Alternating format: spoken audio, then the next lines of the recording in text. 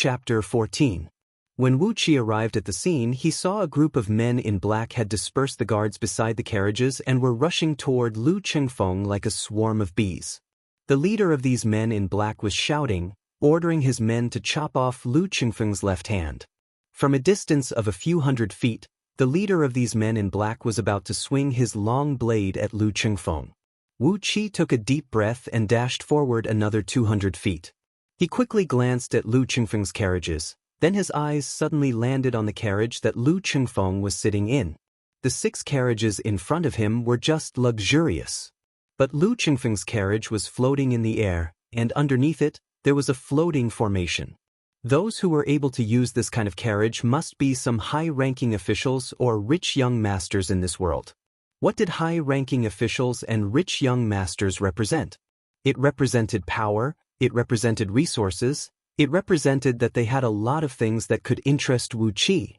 There was nothing in Meng village that could attract Wu Qi, who had inherited the scroll of stealing. But there must be something that could help Wu Qi in the hands of these noble young masters. After injecting the innate water energy into his eyes, a blue light flashed in Wu Qi's eyes. He quickly glanced at those men in black. The cultivation level of these men in black was quite impressive, but that was all there was to it. Except for the leader of these men in black, who had barely reached the peak of the Hotian stage, the rest of them were just ordinary warriors. Their strength was about the same as Zhang Hu's barbarian hunters. On the contrary, Lu Qingfeng, who was panic-stricken when facing the long blade, had a cultivation level that was 30% higher than Wu Qi's. On top of that, there was a fist-sized ball of red light hiding on his chest, which made even Wu Qi feel a little scared. With a loud laugh, Wu Qi pulled out dozens of prickles. With a stern voice, he cried out, "How dare you commit murder with weapons in broad daylight, robbing a traveling merchant? Do you still have any respect for the law in your eyes?" Amidst the loud cry, Wu Qi quickly threw out several dozens of prickles. A sharp wind-breaking sound rang out, and the prickles shot towards the black-clothed men in a disorderly manner with a cold glint.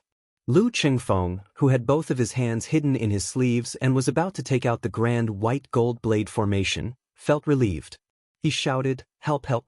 I'm the eldest son of Liang Lu family, Lu Qingfeng, the new general of Little Meng City. If you save me, I'll definitely repay you." The prickles were coming with a sharp whistling sound. Those men in black didn't have the time to attack Lu Qingfeng and quickly swung their blades to save themselves. There were some good fighters among these men in black, and their blades had touched the prickles thrown out by Wu Qi. However, these prickles were carrying a soft energy that was spinning rapidly like a whirlpool. When the blades collided with the prickles, before the blades had the chance to knock the prickles away, the prickles had already started spinning rapidly, brushing past the blades. Dozens of miserable howls were heard coming from Chi-Chi. Except for the leader of those men in black who had knocked the prickles away, all the other men in black were pierced through by the prickles. Wu Qi let out a long laugh and dashed toward them. He threw away the beast skin bag, and with both hands, he brought up a strong wind and dashed toward the leader of those men in black. When he threw out the prickles just now, Wu Qi purposely didn't inject any innate energy into the prickles that were aimed at the leader of these men, because this leader was cultivating with a water elemental technique. Using the innate water energy to strengthen his eyes, Wu Qi could clearly see a fist-sized white cyclone inside the leader's dantian, and he could see the innate airflow with a tinge of blue that was flowing in his meridians.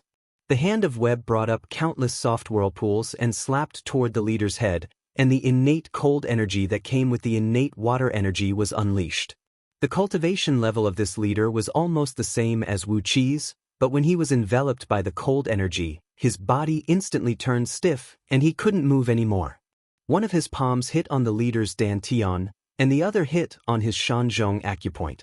With the picking star's hand, the leader's innate energy, which was close to the peak of Hotian level after decades of hard work, suddenly surged out from his body, turning into a cold current and flowing into both of Wu Qi's palms.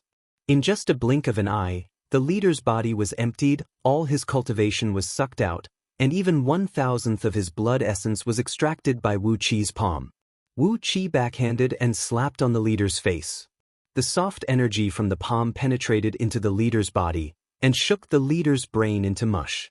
Dirty blood burst out from his 7 apertures, and he could no longer live.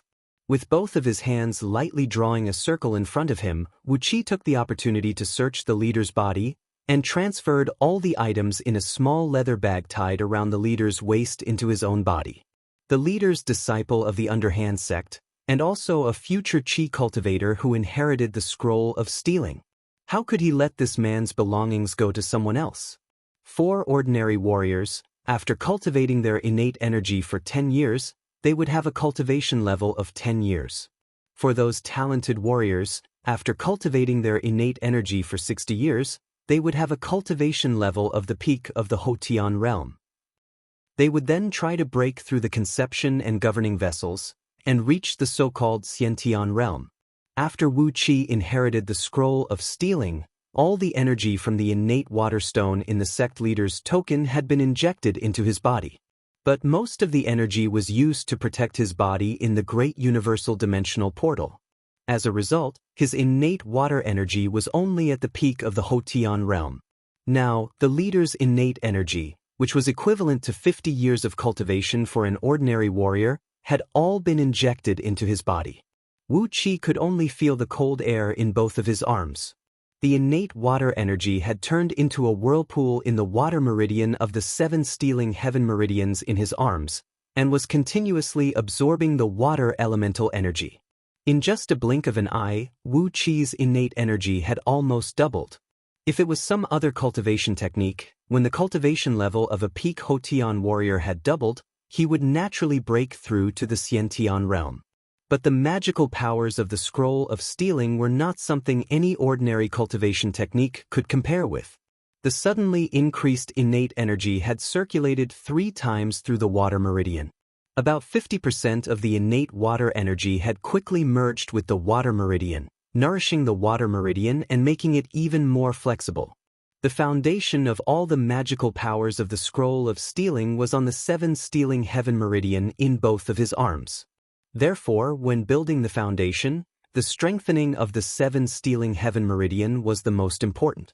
After the water meridian was strengthened, no matter if it was the upper limit of the innate energy it could hold, or the circulation speed of the innate energy, they had all doubled. Wu Qi could only feel a cool and smooth feeling on both of his arms, and his whole body was indescribably comfortable. Everything happened in just a blink of an eye. Wu Qi took a deep breath comfortably, cupped his fist and bowed to Lu Chengfeng, and said, "Young master, Wu Qi offers his greetings." Lu Chengfeng's eyes shone with a strange light. He looked at Wu Qi from head to toe, then looked at those men in black who were easily killed by Wu Qi. Hastily, he jumped down from the coach and held Wu Qi's hand tightly with both of his hands. "No need to be so courteous, no need to be so courteous. Warrior Wu Qi, if not for you, I would have been killed by these villains today." Ferociously kicking the dead body of the leader of the men in black, Lu Chengfeng threw a glance at the dead bodies that were strewn all over the place with a disgusted look. Then he snapped, "Xiaohei, go and find those useless fools who abandoned our master and ran for their lives." The black man who was driving the coach, Xiaohei, responded in a low, muffled voice. He gave Wu Qi a vigilant look, then he slowly stood up, took out a small and exquisite bone whistle, put it into his mouth and blew it. The sharp whistle spread far and wide. Gradually, the surviving knights and guards in the surroundings craned their necks to look in this direction.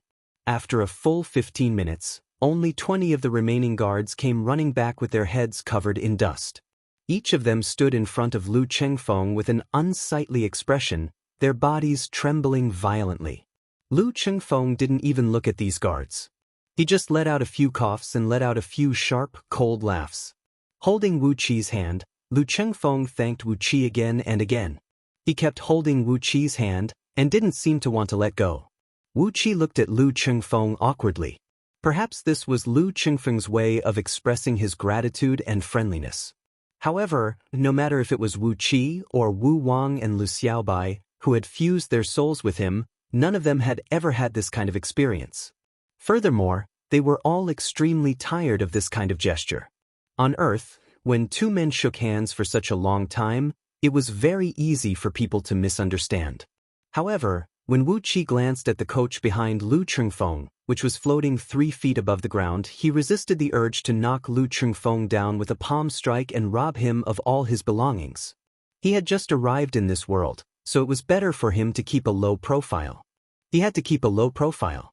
At least, before he found out about Lu Chengfeng's background, he couldn't really clean him up. Laughing dryly, Wu Qi kept talking to Lu Chengfeng. Zhang, who had brought the barbarian hunters and the villagers of Meng village to this place. While Wu Qi and Lu Chengfeng were pretending to be polite, Zhang Hu and the barbarian hunters were cleaning up the dead bodies of the men in black on the ground. The dead bodies of 50 men in black were lined up in a row. All their belongings, including their crossbows and blades, were collected and piled neatly in front of the dead bodies. Dragged by Lu Chengfeng, Wu Qi walked in front of the dead bodies. Other than the leader of the men in black, who died a beautiful death, the rest of the men in black were all killed by the prickles. All of them had shrunk into a small meatball, their bodies were burnt black, and a thick layer of blood covered their bodies. Even their faces when they were alive could not be seen. As for the leader of the men in black, after pulling off the black cloth that covered his face, Lu Chengfeng's expression became extremely weird. The black man Xiaohe and the old black man Laohe, who were following behind him, had their expressions changed as well. Xiaohe even spat on the ground to express his anger. Sneering, Lu Chengfeng picked up a long blade and chopped the face of the leader of the men in black, making it impossible for anyone to recognize his face. Letting out a long sigh, Lu Chengfeng threw the long blade on the ground. Holding Wu Qi's hand, he looked into Wu Qi's eyes with a serious expression. "Warrior Wu Qi, we feel like old friends at first sight. I don't know if there is one thing that you think is a little rude?" Wu Qi glanced at Zhang Hu, who was standing not far away, fiddling with a crossbow. Zhang Hu did not even raise his head, he only shook his head with all his might. Wu Qi understood Zhang Hu's meaning. For a young master like Lu Chengfeng to be assassinated while he was out, this was a pool of pitch-black muddy water. Zhang Hu, who understood the pain, naturally did not recommend that Wu Qi and Lu Chengfeng have any entanglements. But how could Zhang Hu understand Wu Qi's thoughts? Holding Lu Chengfeng's hand, Wu Qi said calmly, "Please enlighten me, young master." Lu Chengfeng breathed out a long sigh. He threw a glance at those guards who were trembling in fear, sneered and said, "Since I came to Little Meng City, I only have a bunch of useless guards with me. But my life is not in my hands. Warrior Wu Qi is mighty and mighty. A few dozens of thieves are no match for you. Chengfeng, may I be so bold as to ask you to be my hanger-on?" Letting go of Wu Qi's hand, Lu Chengfeng bowed to Wu Qi and said, "Chengfeng is sincere, please accept my offer. Be my right-hand man." Wu Qi touched his chin with his finger. After a moment of silence, Wu Qi smiled and said, "So be it.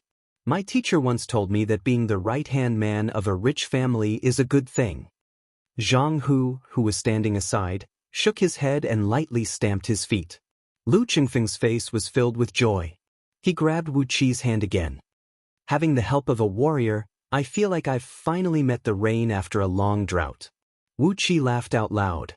He shook Lu Chengfeng's hand a few times. Chapter 15. At the end of the road, Little Meng City was in sight.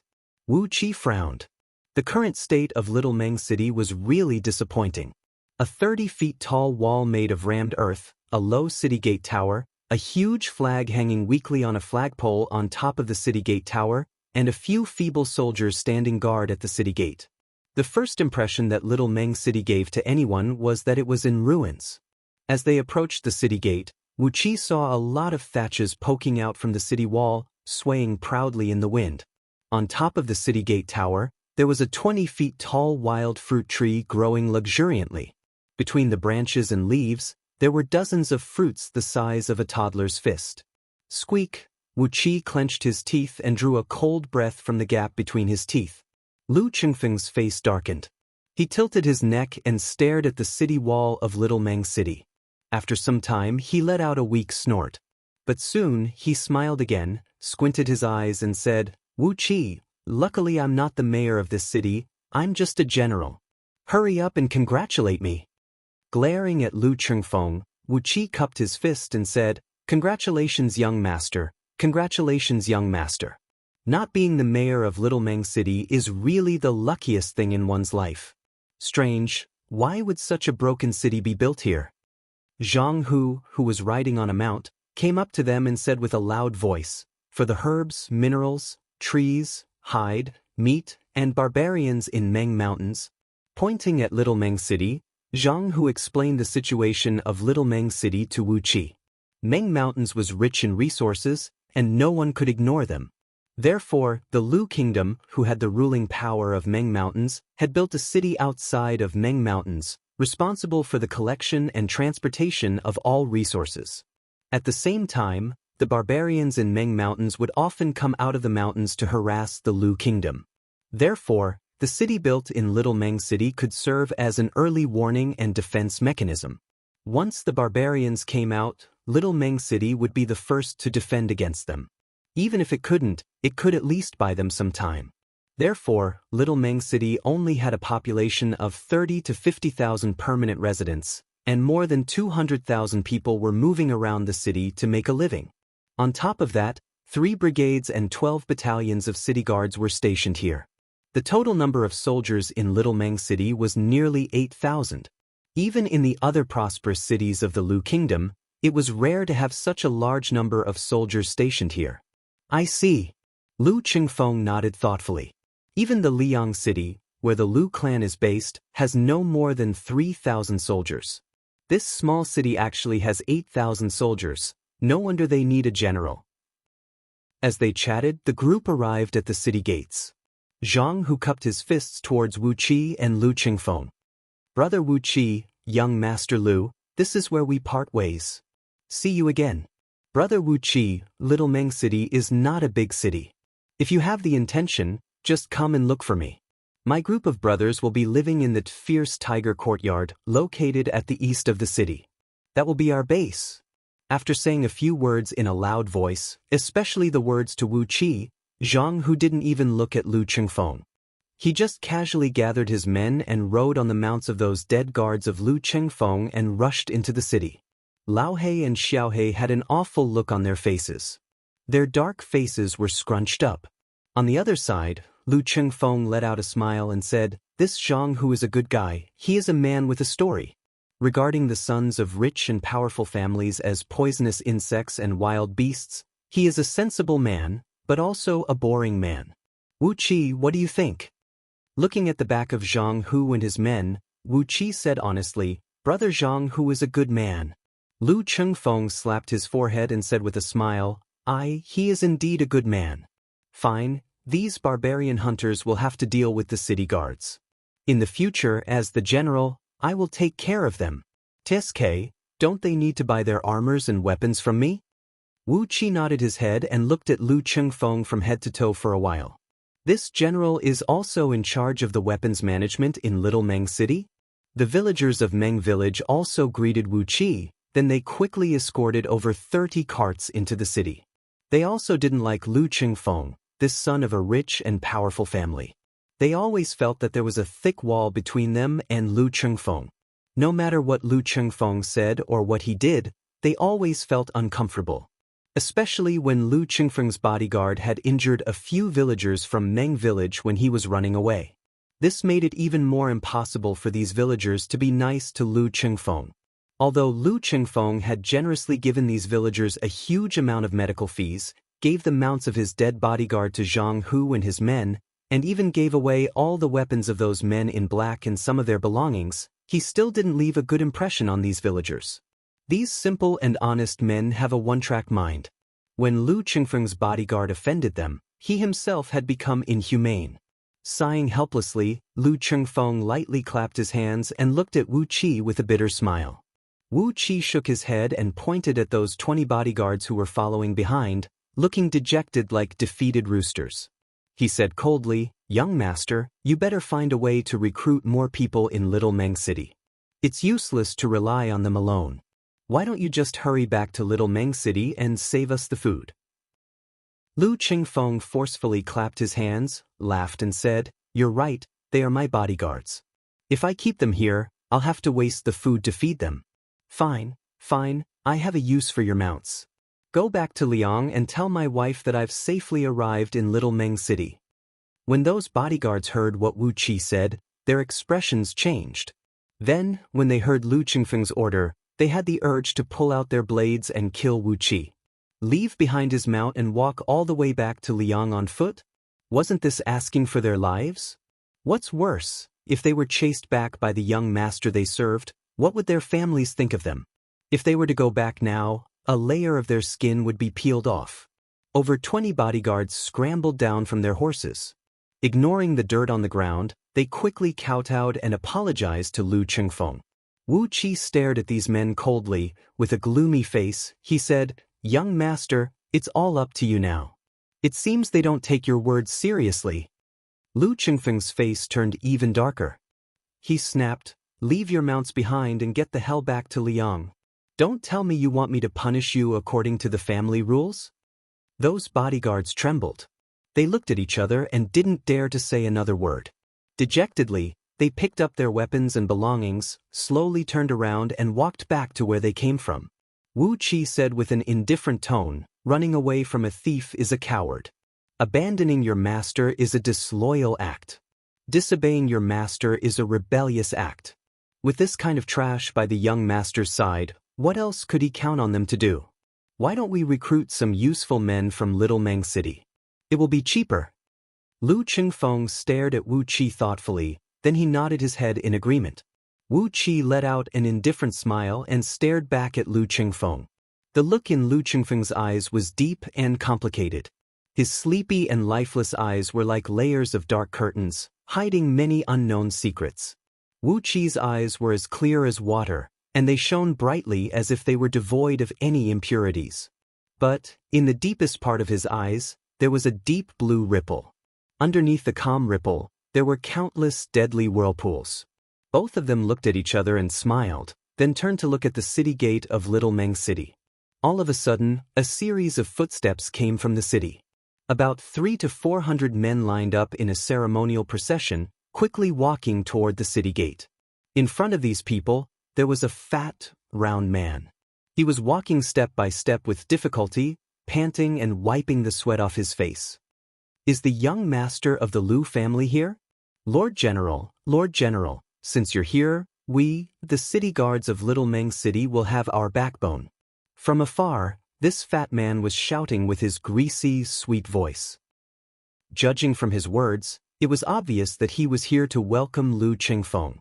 When this fat man was in front of him, Wu Qi could finally see his face clearly, and he couldn't help but fall in love with him.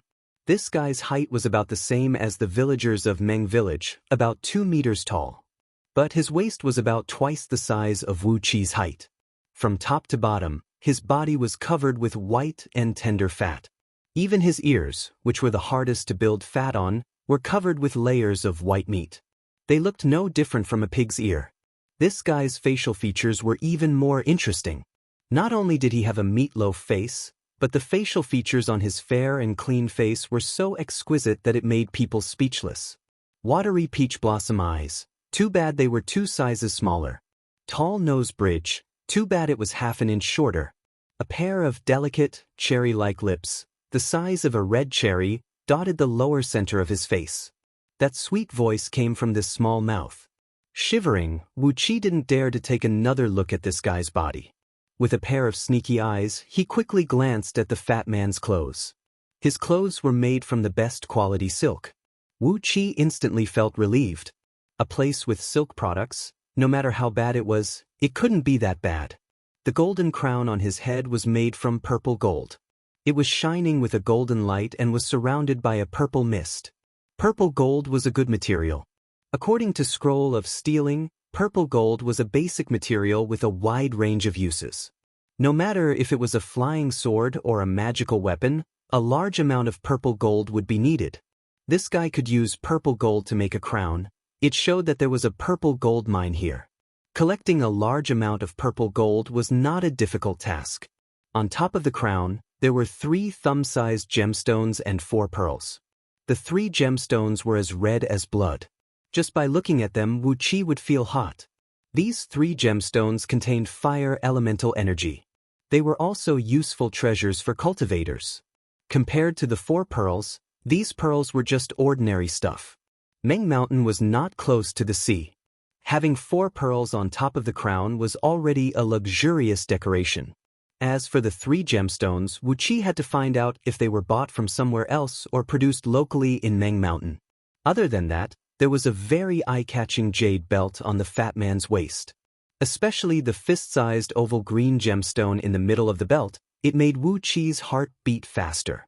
That was not an ordinary gemstone, it was obviously a mid-grade green wave stone, a type of water elemental energy stone.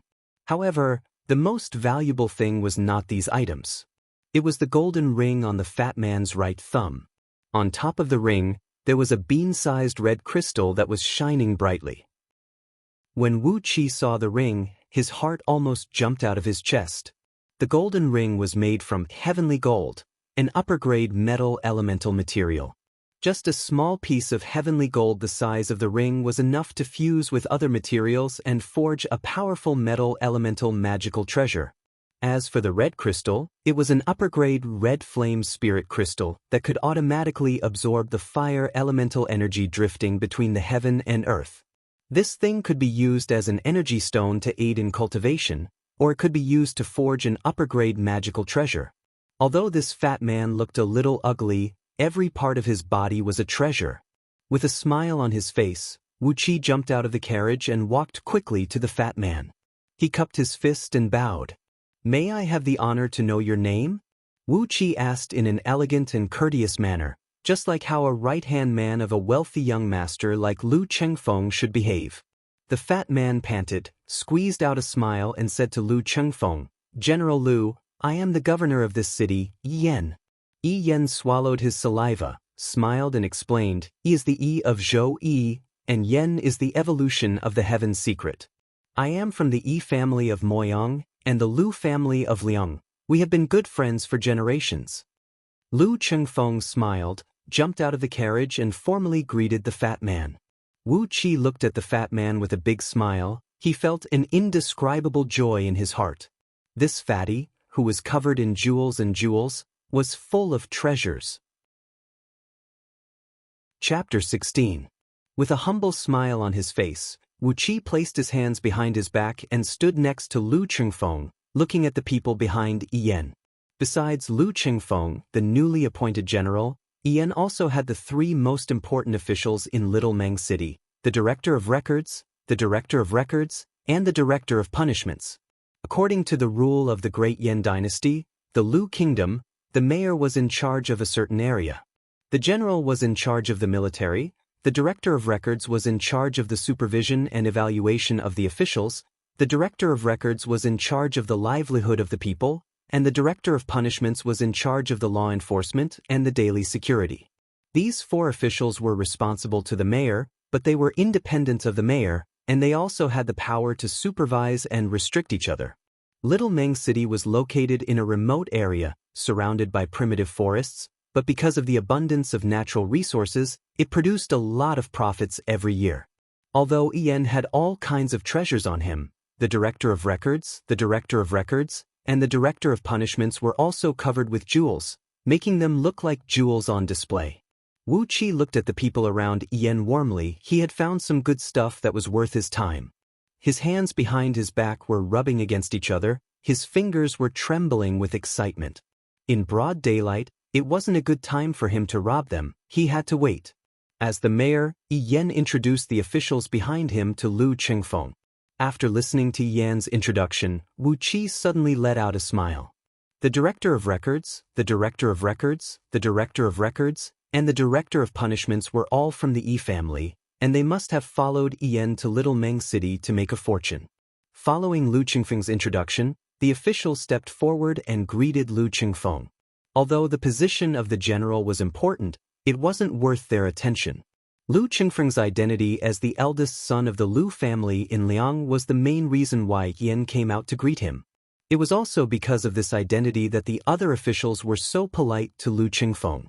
After a round of small talk and a series of courteous words that almost made Wu Qi yawn, Yen intimately held Lu Chengfeng's hand and led him all the way to the mayor's mansion.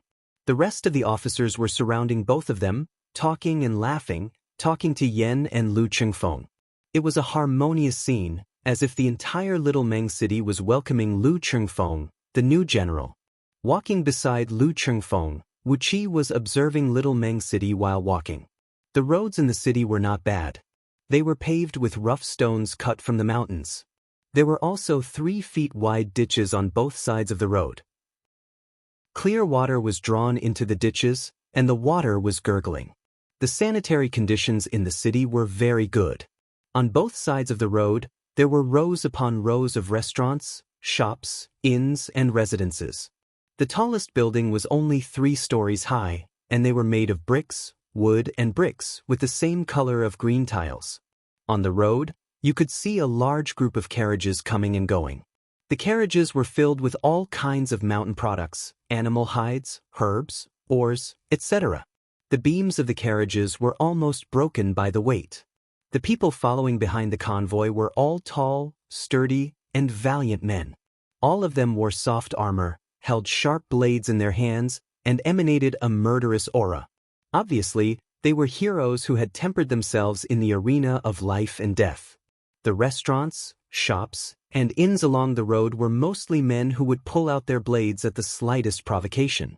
From time to time, there would be some enchanting and slender women dressed in red and green walking in and out of this place, talking and teasing with those villains unrestrainedly. Little Meng City was very prosperous, and it was beyond Wu Qi's expectation. There was an air of barbarism and rudeness amidst the prosperity, an abnormal prosperity. But Wu Qi liked it very much. He took a few deep breaths. He really liked the smell. Be it the carriages or the pedestrians, when they saw Wu Qi and his group, they all moved to the side of the road and made way for them. In a barbaric place like Little Meng City, Yen represented the law of the land, and he represented the strongest power within a few hundred miles of this city. No one dared to offend the dignity of the city lord. From time to time, there were small groups of city guards in black clothes and black armors patrolling the road. When they saw this group of people, these city guards immediately moved to the side of the road and saluted. Wu Qi looked at these city guards and found that no matter it was their cultivation level or spirit, they were much weaker than the 3rd Heavenly Battalion that was sent to Meng Village. It seemed like they were just here for show. After walking along the main road for 3 miles into the city, a magnificent mansion rose from the ground in front of him. This mansion measured about 1 mile in both width and length, and it was surrounded by a protective wall. This wall was much more magnificent than the city wall of Little Meng City. It was built with green stones, 50 feet tall and 30 feet thick. Its defense was at least 10 times stronger than the city wall of Little Meng City. On top of the wall, soldiers in bright armors were patrolling back and forth, guarding the mansion tightly. Compared to the few soldiers outside the city gate of Little Meng City, these patrolling soldiers were definitely the elites, and those soldiers guarding the gate were just like trash. Yen had a proud smile on his face. He pointed at the mansion and said, "General Lu, this is the mayor's mansion, and this is where we live and work." Lu Chengfeng stared at this small castle in surprise and said, "Oh? The offices of the mayor, general, officer, civilian, and punishment are all here?" Yen patted his belly with both of his hands, causing his fat to ripple. He sighed and said, "Little Meng City is located in the wilderness, and it's very dangerous, very dangerous. Those barbarians would come and stir up trouble every few days, and the city wall is not strong enough, so those barbarians would just kill and loot the city. For the safety of all of you, I've spent 2 years to build this mayor's mansion." The Dianli, Dianmin, and Dianxing members of the Yi family quickly flattered Yen, praising him for spending a huge amount of money to build this mayor mansion for the safety of all the officials present, saying that it was a great contribution to the current generation and a great benefit to the future generations. In the future, all the officials who would take over the position of mayor of Little Meng City would have to thank Yen for this kind of attitude. Wu Qi took a deep breath and asked with a hoarse voice, "Since you have the money to build this mayor's mansion, why didn't you build the city wall as well? With a sturdy city wall, wouldn't it be able to keep those barbarians out?" Officer, civilian, and punishment were shocked by Chi-Chi's words. while Yan's body was shivering. He shouted with a sharp voice, "We don't have any money, we really don't have any money. Little Meng City is such a shitty place, how much tax can we get in a year?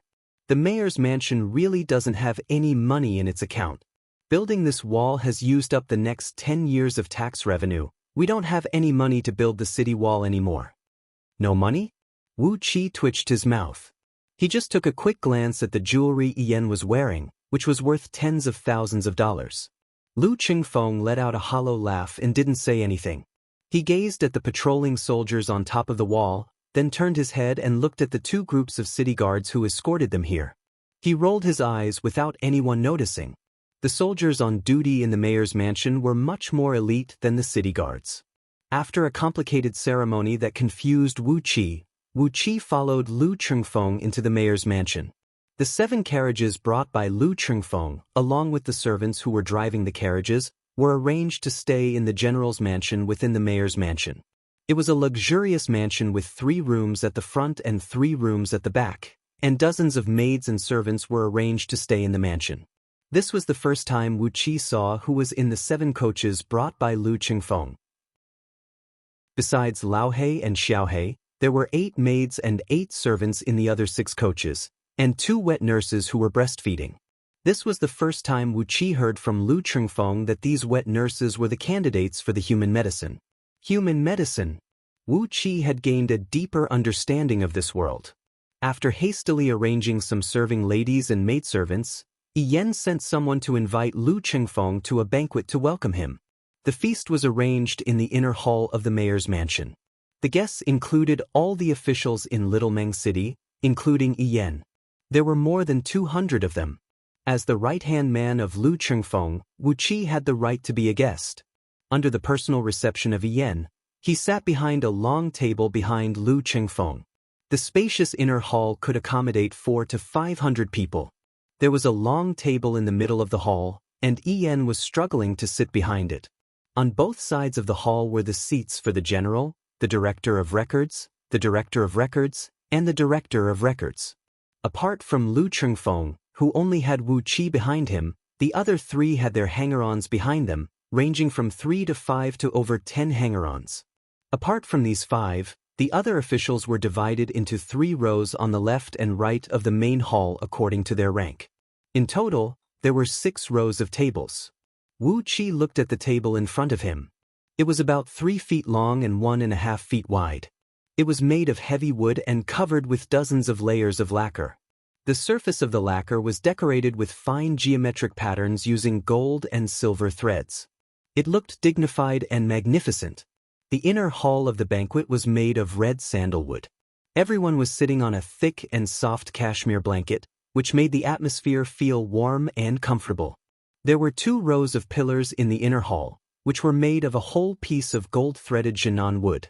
Dragons and phoenixes were carved on it, and it looked magnificent. The ceiling of the inner hall was also made of red sandalwood. There were dozens of lanterns hanging on the ceiling, brightly illuminating the entire hall. In the corners of the inner hall, there were candlesticks in the shape of branches. The candles were burning brightly. It was unknown what kind of spices were mixed into the candles, but the air was filled with a warm and refreshing fragrance. Just now in the general's office, Wu Qi had taken a bath, and he used a scarf to wrap his bald head. He had also changed into a comfortable and loose silk robe, and he was wearing a pair of soft cloth boots. Now, when he smelled the warm fragrance in the air, he felt like falling asleep. Yan's style was luxurious, but Wu Qi really appreciated this kind of luxury. At least, it was much more comfortable than the conditions in Meng Village. Wu Qi was not a sadhu. If he could make himself feel more comfortable, why would he want to suffer? Straightening his waist, Wu Qi sat behind Lu Qingfeng and kept looking at the other officials in the hall. All of them had their attention on Lu Qingfeng, and they kept showing their bright smiles to Lu Qingfeng. As for Wu Qi, except for a few serving girls who were sneaking glances at him, no one paid any attention to him. Suddenly, Yan applauded and shouted, "Is everyone here? Come on, let's welcome General Lu back to Little Meng City. It's been a long journey from Liang to Little Meng City. I think General Lu must have had a hard time." Hundreds of serving girls walked out from the back of the hall like butterflies. They placed a bronze wine cup in front of everyone and poured the fragrant wine into it. Everyone raised their cups to Chi-Chi and shouted at Lu Chengfeng, "General Lu, you've worked hard all the way, you've worked hard all the way." Lu Chengfeng raised his cup and stood up with a smile on his face. He said a few humble words to everyone, and after a series of polite words, everyone drank up the wine. Yi Yan clapped his hands again. This time, the maidservants served all kinds of delicacies. Plates and bowls were filled with all kinds of exotic delicacies. Although the portions were not big, there were a lot of different kinds of delicacies. The aroma of the delicacies filled the air, making everyone's appetite increase. Wu Qi hadn't had a proper meal for a few days. Looking at the delicious wine and delicacies in front of him, he quickly grabbed his chopsticks, picked up a piece of yellow and bouncy deer tendon and put it into his mouth. The meat was fragrant and juicy, it was indeed delicious. While he was enjoying the delicacies, a muffled sound suddenly came from the hall. A bronze wine cup was thrown onto the floor and smashed into a bronze cake. A muscular man who was sitting behind Director Yi Xing stood up, pointed his finger at Wu Qi and shouted, "Where did this wild man come from? Don't you know the rules? The adults haven't said anything, and you've already started eating?" Everyone in the hall looked over at Chi-Chi. They saw a drop of oil dripping down from the corner of Wu Qi's mouth, and it was very eye-catching under the light.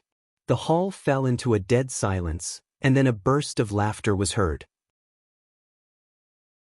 Chapter 17.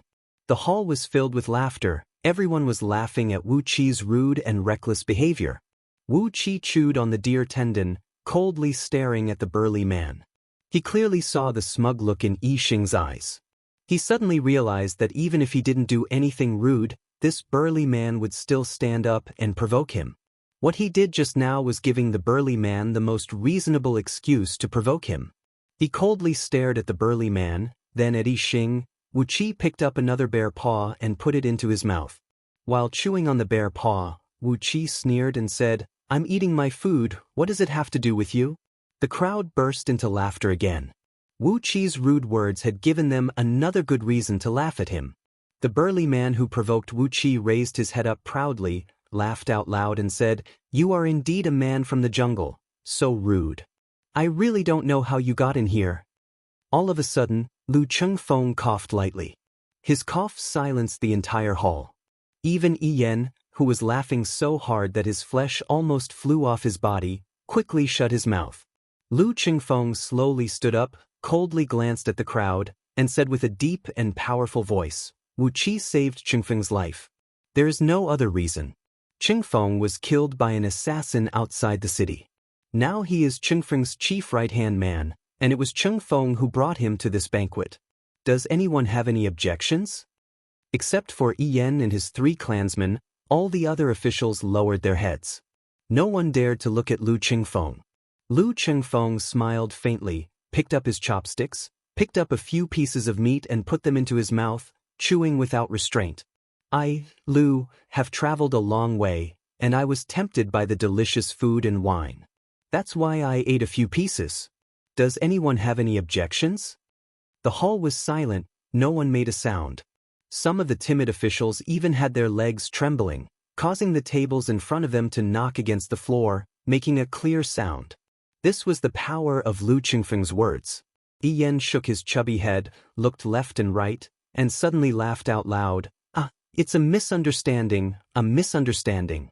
General Lu is a straightforward man. We don't need to care about these common etiquettes. Misunderstanding, it's all a misunderstanding. Let's eat and drink as much as we want. Whoever doesn't go back drunk today is disrespecting me, Yi Yan." Lu Chengfeng smiled, held his head up high and sat back on his seat. He turned around, raised his wine cup and toasted to Wu Qi. Wu Qi grabbed the wine vessel and clinked it with Lu Chengfeng's. While eating and drinking, he smiled and said, "Thank you, young master." Wu Qi raised up the wine vessel and emptied it in one gulp. After that, he somersaulted out of his seat and threw the wine vessel towards the burly man who provoked him. It all happened so suddenly, and Wu Qi moved faster than the wind. The man was still standing there with a blank expression when the bronze wine vessel smashed heavily on his face, denting his tall and straight nose. Bam! The man screamed in pain, and blood spurted out from his nose like a fountain. Wu Qi raised his finger and hooked it at the man, sneered and said, "Who didn't close his pants tight and exposed you? I eat my food, I drink my wine, you provoked me for no reason, what are you trying to do? Could it be that your master wants to show off his power to my young master?"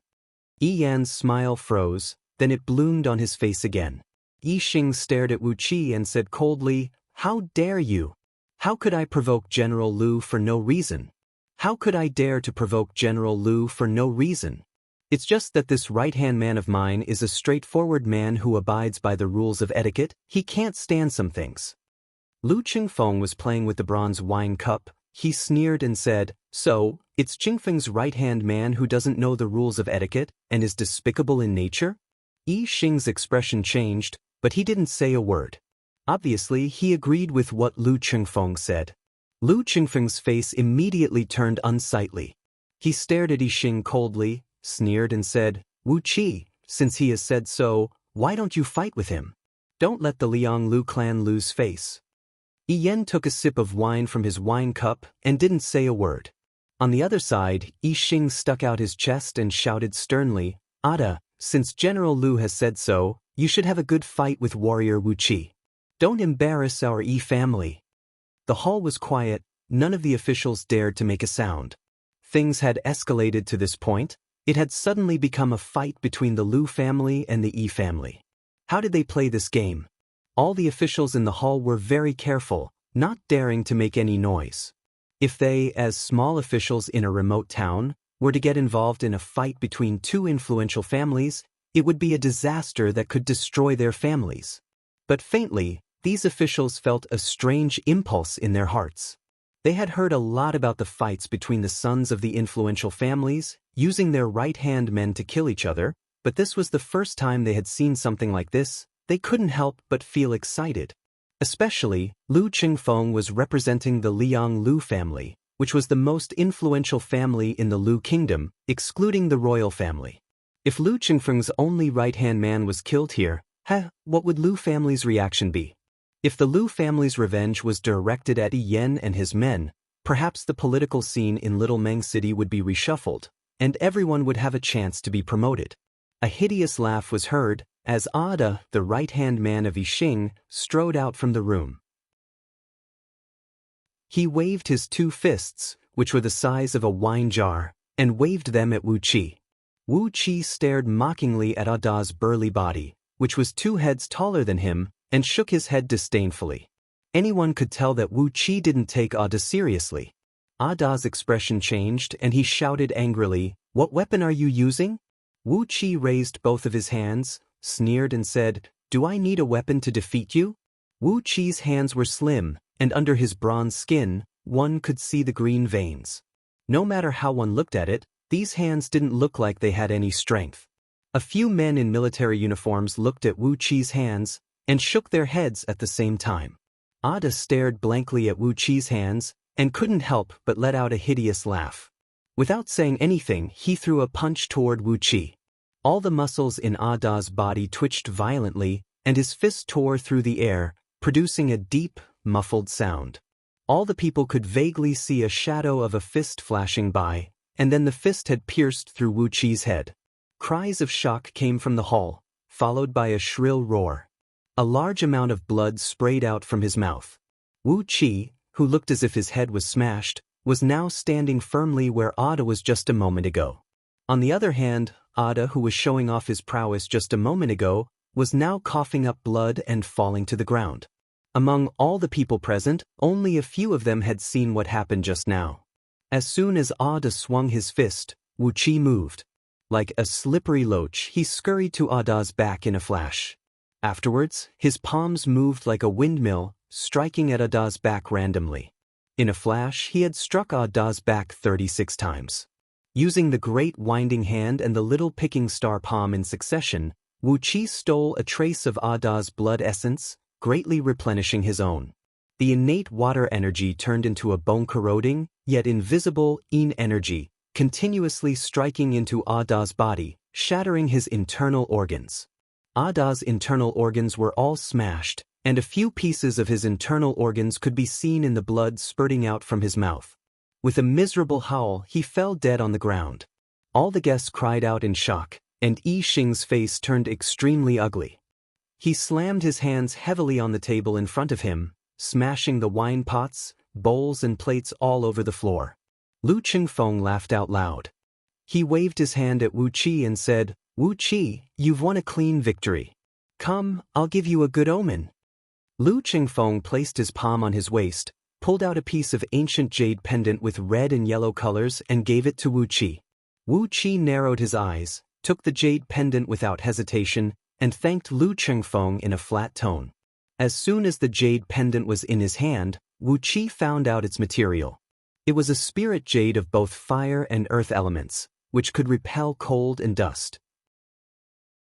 It was a rare treasure. Furthermore, the jade pendant also contained a strong energy of earth and fire elements. Unfortunately, it was deeply entangled with the jade pendant. With Wu Qi's current cultivation of the water chapter, he couldn't absorb this energy from the jade pendant and make it his own. Shoving the jade pendant into his belt, Wu Qi grabbed a wine vessel from an officer's table and took a sip of wine.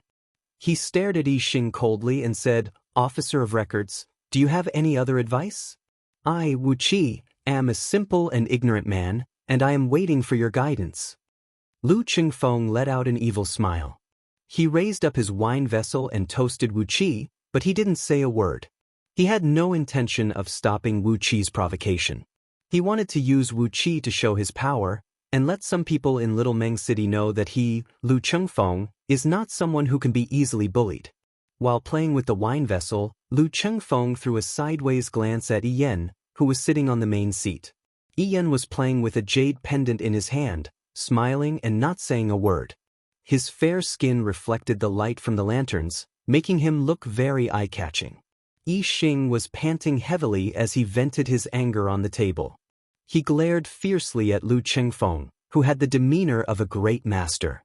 Suddenly, he sneered and said, Your big brother was killed by someone. Why don't you go ask Mr. Qi for some advice?"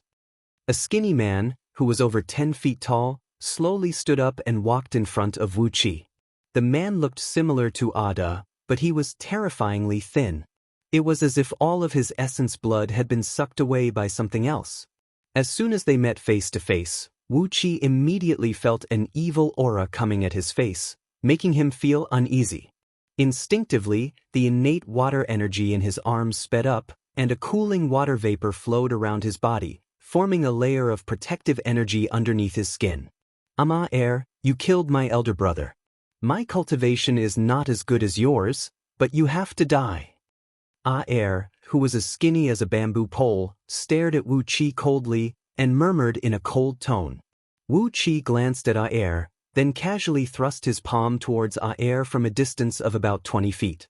The hand of web was launched, and the innate water energy formed an invisible whirlpool in the center of his palm. The air in front of his palm suddenly became hazy, and the air within a radius of a few feet suddenly rotated rapidly, making a faint whistling sound. All the officials in the hall straightened their backs at the same time, staring at Wu Qi's move in surprise. Lu Qingfeng squinted his eyes, and there was an unconcealable surprise in his eyes. "Wonderful! I didn't expect a right-hand man I recruited on the way here to have such a skill. His energy can activate the energy of nature in the surroundings, which means he is at the peak of the Hotian realm, close to the Xiantian realm. If he can step into the Xiantian realm, he will be a great help to me." Lu Qingfeng's mind was racing, and he was secretly thinking about how to make Wu Qi his reliable right-hand man. Wu Qi just stared at from afar, and the strength of his palm was getting stronger, and the whirlpool in front of him was getting faster and faster. Gradually, the color of the air changed, and it took on a faint blue color. A stream of cold air was contained, and it covered from afar. His palms suddenly expanded and contracted, and the whirlpool collapsed. Dozens of faint blue wind ropes shot towards Air's body with a whistling sound. Once he was tied up by these wind ropes, Unless his cultivation was higher than Wu Qi's, it would be very difficult for him to escape. The Hand of Web was the secret skill of the Underhand sect. Although it was just a basic skill in the Scroll of Stealing, it was already a powerful skill that was rarely seen by ordinary people. Looking at the wind ropes coming towards him, Aer's expression changed slightly, and a trace of panic appeared in his eyes. He could no longer muster up the courage to fight against Wu Qi. He just waved his sleeve, and an ivory white 3-inch short sword came whistling out. Chapter 18. Aer casually slapped on the dagger, and the blood in his body was absorbed by the dagger. Suddenly, the dagger turned into a blinding blood-red color. Aer's body trembled violently, and his already shriveled body suddenly became even thinner, turning into a skeleton with only skin and bones. Along with a sharp whistling sound, the dagger pierced towards Wu Qi's chest, leaving a foot-long blood-red light in the air. Wherever the blood-red light passed, the wind ropes released by Wu Qi were all shattered. The blood-red light was so fast that Wu Qi didn't have enough time to dodge it. He could only twist his body a little, but the blood-red light pierced through his right shoulder, bringing up a foot-long stream of blood. Wu Qi cried out in pain and grabbed towards the blood-red light with his left hand. A glowing blue energy swooshed out and covered the dagger. His body slid forward, and in a blink of an eye, he was already in front of Aer. He raised his right leg and gave a fierce kick, aiming at the vital part of Aer's lower body. Aer was kicked a few feet away, blood gushing out from his mouth.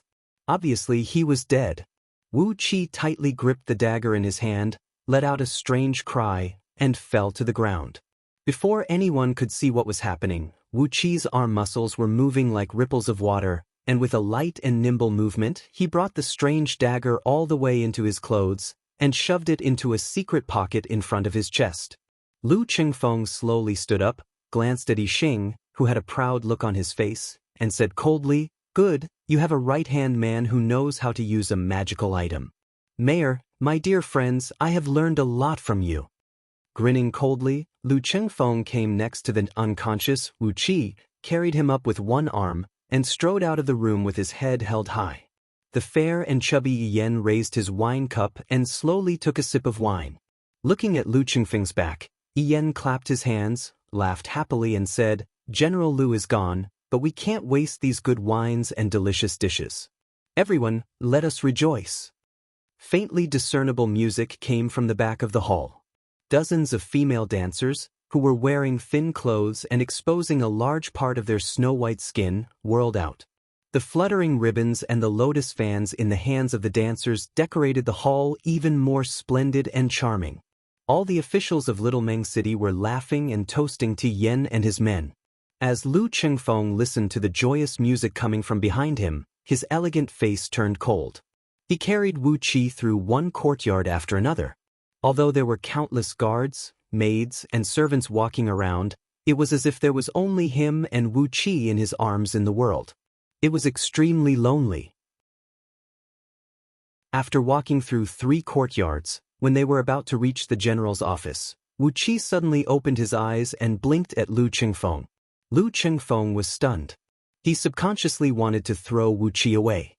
Wu Qi quickly shushed him and said with a low voice, "Wait, I'm still unconscious. Please bring me back, young master. Let everyone know that I'm severely injured by that lower-tier magical item. I need a few days to recover, and I won't be able to move." Lu Qingfeng carried Wu Qi in his arms and continued walking. While walking, he asked with a low voice, "Why are you here?" Wu Qi let out a hollow laugh. He took a glance at the secret pocket on his chest and said with a low voice, "A lower-tier magical item, it must be worth quite a lot, right?" Lu Qingfeng was stunned, then burst out laughing and said, "You're right. I'm afraid this lower-tier magical item was given to Aer by Yixing. If he really wants to take it back, it will be a big problem." Wu Qi let out a few laughs, then he closed his eyes and pretended to be unconscious again. He murmured, "Young master, it seems that your identity as the eldest son of the Lu family doesn't really work. Isn't the Yi family on good terms with the Lu family? Why are they targeting you like this?" Lu Qingfeng didn't say anything for a long time. After a long time, when they were almost at the suite that was arranged for Wu Qi, Lu Chengfeng said in a low voice, "Yes, the Lu family and the Yi family have been on good terms for generations, and they are even in-laws. But it has nothing to do with me." Lu Chengfeng shouted at Lao He and Xiao He to find some medicine and hot water to treat Wu Qi. Lu Chengfeng lowered his voice and said, "How can the eldest son of the Lu family come to a small city like this to be a general? I'll tell you the reason later. If you regret, you can abandon me and find another way out." Wu Qi closed his eyes, his lips moved a little, and said in a low voice, "Sending coal in the snow is better than adding flowers to a brocade. I bet you will be rich." Lu Chengfeng was stunned, then suddenly let out a heavy sigh. Lao He and Xiao He had already rushed over with a few of Lu Chengfeng's maids. Different from the guards that the Lu family arranged for Lu Chengfeng, these maids were all slaves that Lu Chengfeng bought and taught since they were young. They were the only few people that he could trust. After a long while, Lu Chengfeng cleaned the wound on Wu Qi's right shoulder, applied a thick layer of gold ointment, and left Wu Qi to rest in the room. He also left 2 maids to take care of Wu Qi in the outer room. In the eyes of those serving ladies and maidservants arranged by Yen, Wu Qi was severely wounded and could not get up from the bed. Immediately, all their attention was focused on Lu Chengfeng. After messing around for a while, it was already late at night. The suite that Wu Qi was staying in had 2 bedrooms, one bright and one dark, a small living room and a study room. Now, the bedroom was occupied by Wu Qi, and the outer bedroom was occupied by 2 of Lu Chengfeng's maids. The 2 maids couldn't stay up all night. Although Lu Chengfeng asked them to take good care of Wu Qi, they had already fallen asleep on the bed in the outer room. Wu Qi, who was unconscious, stood up nimbly, walked out of the room quietly, and pressed a few acupoints on the 2 maids' bodies. The acupoints he pressed down on were enough to make the 2 maids sleep until the next morning. Back to his own bedroom, Wu Qi pushed open the window. Outside the window was a garden filled with lush trees and exotic flowers. At the corner of the garden, there was a side door that led directly to the small training ground outside the general's office. Many officials of the general's office lived nearby. Looking around, he injected the innate water energy into his eyes and carefully scanned the surroundings. No one was hiding nearby. Wu Qi felt relieved and walked out of the window. He grabbed a piece of cloth and wrapped it around his face. With a thin layer of innate water energy covering his body, Wu Qi's body flashed, and suddenly, a layer of faint water vapor appeared around his body. His body became hazy in the water vapor, and no one could see him from 30 feet away with their naked eyes. The scroll of stealing was all-encompassing, and the innate water escape art in the water chapter was unparalleled in the world. Although Wu Qi's cultivation was only at the peak of the Hotian realm, and he couldn't reach the level described in the water chapter, where he could travel thousands of miles in a blink of an eye with just a layer of water vapor, but it was easy for him to gather a layer of water vapor to cover his body. Lightly leaping into the air, and under the cover of the water vapor, Wu Qi flew through the walls, passed through many mansions, and arrived at the outer area of Yi Yan's inner house. It was late at night, and in the spacious mansion, except for the guards on duty, everyone else had fallen into a deep sleep. The strongest of the guards on duty only had the cultivation of 30 to 40 years' worth of inner force. How could they possibly discover the trace of Wu Qi? Not to mention the various mystic techniques found in Scroll of Stealing to conceal one's tracks. After spending so many years in Underhand Sect, Wu Qi's mastery in stealing techniques had become very formidable.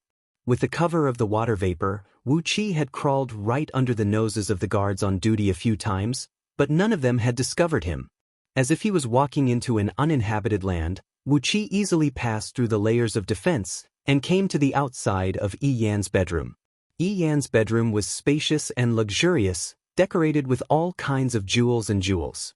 Needless to say, Wu Qi had no idea how to describe it. Yi Yan's bed alone had made Wu Qi gasp in amazement, and he didn't know how to describe it. It was a solid bed made of pure gold, a few feet in length and width, and it was covered with a thick brocade. Wu Qi stared at the solid gold square, and he could feel his palms heating up. He wished he could take this piece of gold away with him. After spending a few days with the villagers of Meng village, Wu Qi knew the value of gold in this place. Ordinary people could never see what gold looked like. 1 gold ingot could be exchanged for 100 silver ingots, and 1 silver ingot could be exchanged for 300 to 1,000 coins. But the head of a barbarian was only worth 100 coins. This bed of yen was worth countless gold ingots.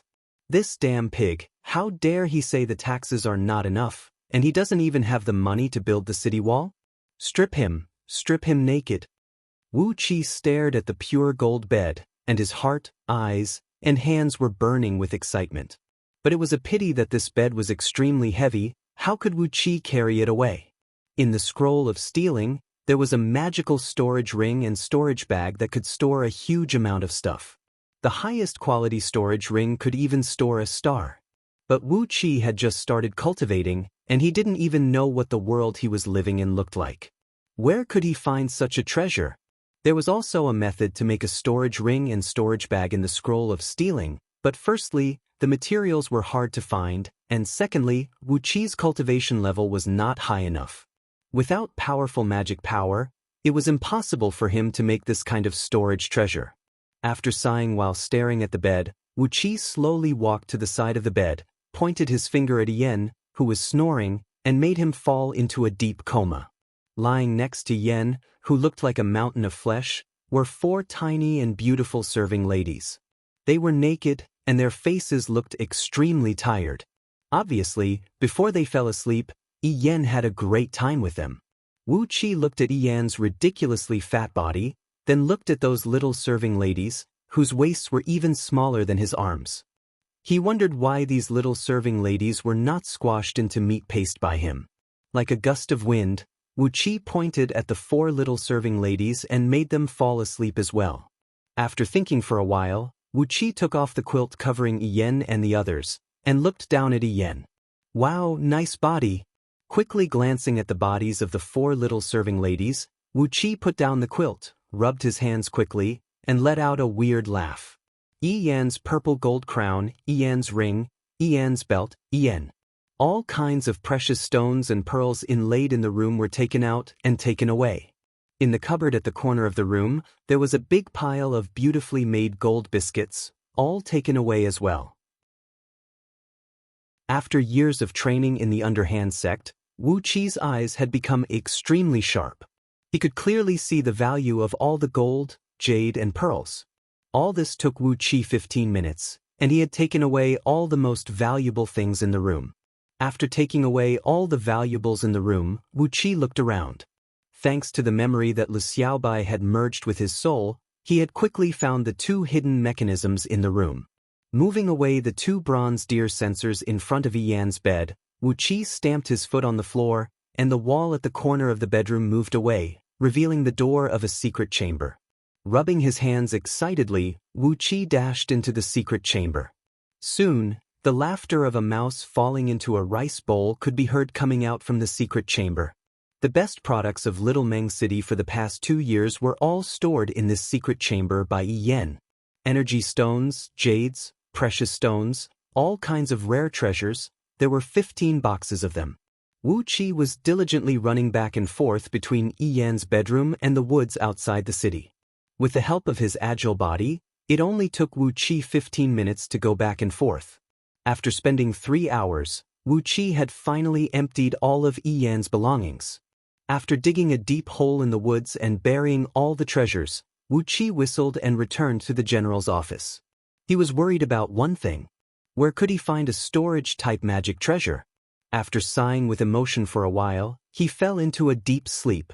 Early the next morning, the huge mayor's mansion was almost turned upside down by Yan's crazy roar. My money, my money, my money! Which bastard stole all my money? My money? My money? My money? Where is my money? Chapter 19. The mayor's mansion was thrown into chaos by Yen, who was crying like he was grieving the death of his parents. All the guards on night duty were lined up in front of the main hall of the mayor's mansion, pulling down their pants and getting flogged. Under Yan's crazy roar, nearly 100 guards were howling in pain, and nearly 100 white butts were beaten until they looked like they were in a dye house. After a few roars, Yi Yen howled at the top of his voice, sounding like a cuckoo crying blood, which made Wu Qi feel pity for him. Ow, my money, my money, my money, my money, my money, my money. Ow, the money that I've robbed for 3 years, my money, my money. Now, I've risked my life to come to Little Meng City, I've been robbing the land day and night, my money. Ow, without money, how am I going to take care of my 130 women? I have so many women, so many hangers-on, so many guards. How am I going to take care of them? How am I going to take care of them? My money, my money, my money. Now, without money, how am I going to bribe? How am I going to get promoted? How am I going to leave this damn place? The huge mountain of flesh, with only a loincloth wrapped around his crotch, sat on his but at the entrance of the main hall of the mayor's mansion, crying bitterly and howling miserably.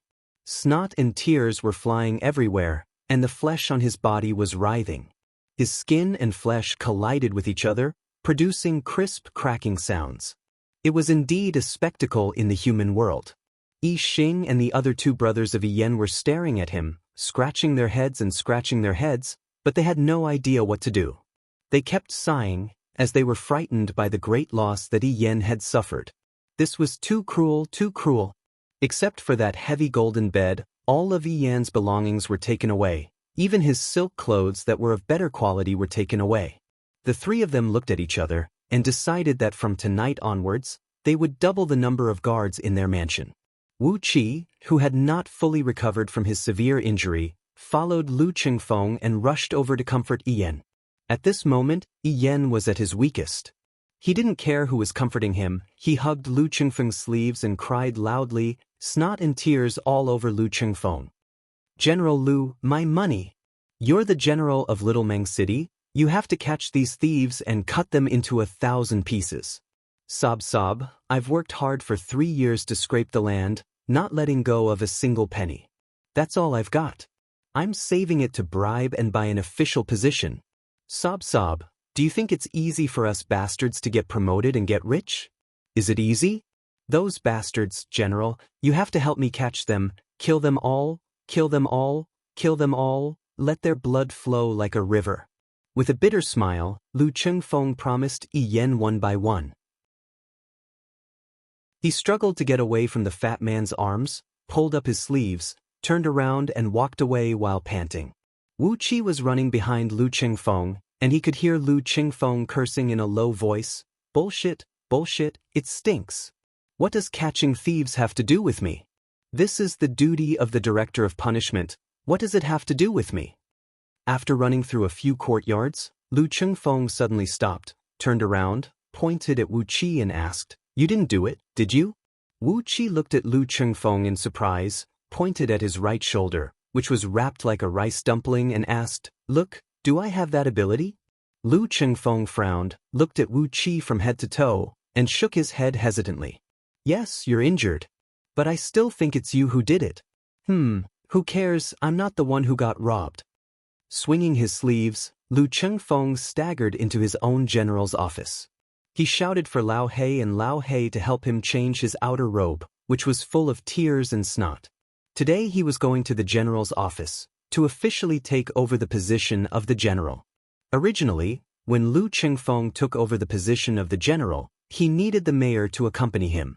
But looking at Yi Yan's condition today, Lu Qingfeng didn't count on him. Wu Qi stared at Lu Qingfeng, who was swaggering into the room.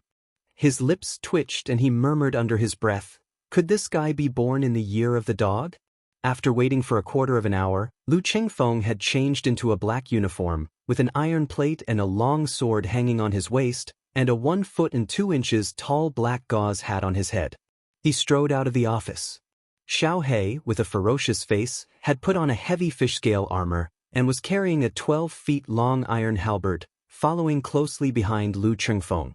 With both hands clasped behind his back, Lu Qingfeng stood in front of the general's office, raised his head and gazed at the gray sky. He said in a self-mocking tone, "Since the great Yan dynasty was founded 2,000 years ago, and since the Lu kingdom was founded 300 years ago, I'm afraid I'm the poorest general." One personal guard, one right-hand man, heh, and now I'm taking over the position. Wu Qi thought of those 200 personal guards of Lu Qingfeng, who were either killed or chased away, and shook his head. Breathing out a long sigh, Lu Qingfeng shrugged his shoulders, and a desolate look emerged on his face. But soon he took a deep breath, and like a seedling that had just received a good rain after a long drought, his entire body was filled with new vigor. Reaching out his hand and striking the air, Lu Qingfeng let out a long laugh and said, "But I still have a right-hand man and a personal guard. Not bad, not bad. I'm not at the end of my rope yet.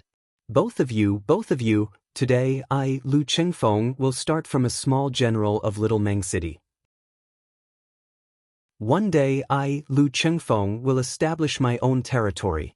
Xiao He stared at Lu Qingfeng with great admiration, but Wu Qi just yawned and scratched his right shoulder, which was feeling itchy. Letting out a few cries into the sky, Lu Qingfeng brought both of them and walked around a 10-feet thick inner wall, went through a 100-feet-long tunnel, and arrived at a spacious courtyard.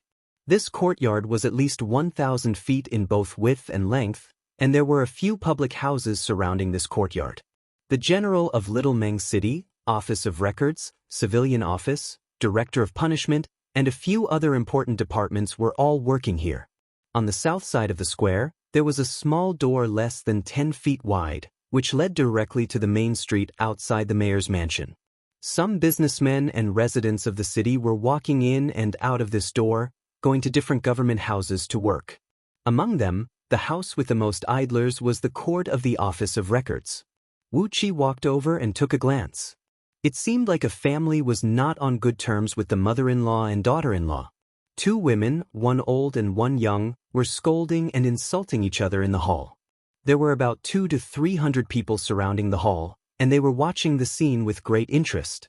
But today, the mayor, Yen, was robbed, and the Office of Records, Ida, was busy trying to comfort Yen, so he didn't come to the court to deal with the civil affairs. Since their superior was not present, the subordinates of the Dianmin officer were also laughing and joking in the hall. They kept provoking the mother-in-law and daughter-in-law to quarrel and fight, making the hall very messy and unseemly. Wu Qi shook his head. Looking at the behavior of these officials, he knew what Yen and his brothers had done to Little Meng City. If the upper beam was not straight, the lower beam would be crooked. The officials of Little Meng City had long been led astray by them. The Office of Records was in charge of all the military operations in Little Meng City, and was responsible for the gathering and distribution of all the military supplies in Little Meng City. He was the head of the 4 Office of Records. Therefore, the Office of Records was located at the north of this square. In front of the door, there were 3 tall masts, and there were 4 small offices lined up in a row, surrounding the main hall where the general used to deal with all the affairs. On both sides of the Office of Records, there were 4 small offices. They were the Treasurer Office, which was responsible for the storage of military supplies, the Commander Office, which was responsible for the recruitment of militia, and the Barbarian Office, which was responsible for all the affairs related to the barbarians. When Wu Qi arrived at the general's main hall, he saw over 30 big carts piled up in front of the Barbarian Office. These carts were filled with the chopped heads of barbarians, and a few officials in official uniforms were pinching their noses and counting the number of heads. There was a notice board in front of the Barbarian Office, and there was a notice posted on it. It was a notice from the mayor's mansion, a reward of 100 coins for a barbarian's head. These were the carts of the villagers from Meng Village. Wu Qi recognized these carts. But the men from Meng Village were not next to these carts. They were all gathered in front of the Treasurer Office, and they were making noises of dissatisfaction. Besides them, Wu Qi could also hear Zhang Hu yelling. It seemed like he was arguing with someone.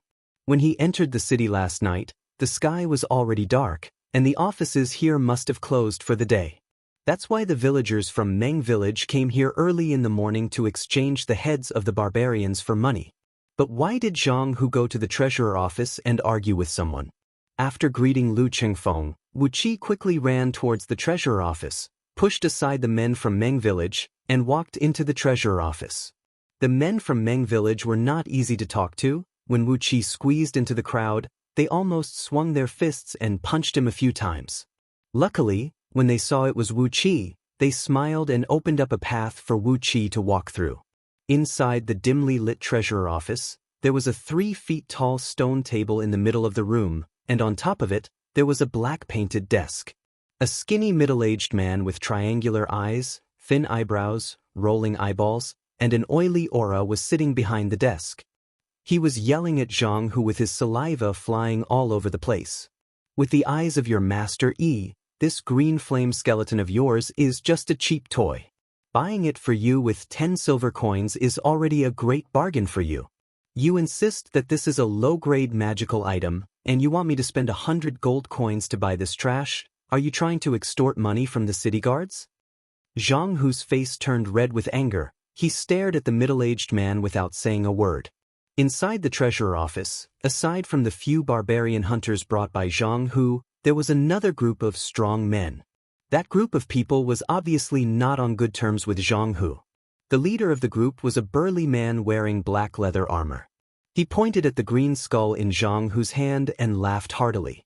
He loudly mocked Zhang Hu for being as blind as a bat for bringing trash back like it was a treasure. He even wasted a precious soul-locking talisman to confine this skull.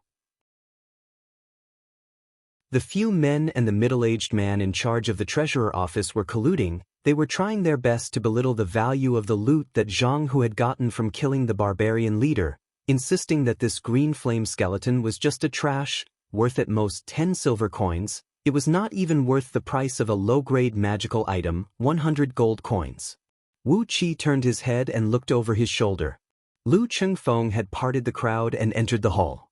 With a smile on his face, Wu Qi strode forward, and under the watchful eyes of the crowd, he picked up the skinny man with one hand and slapped his face.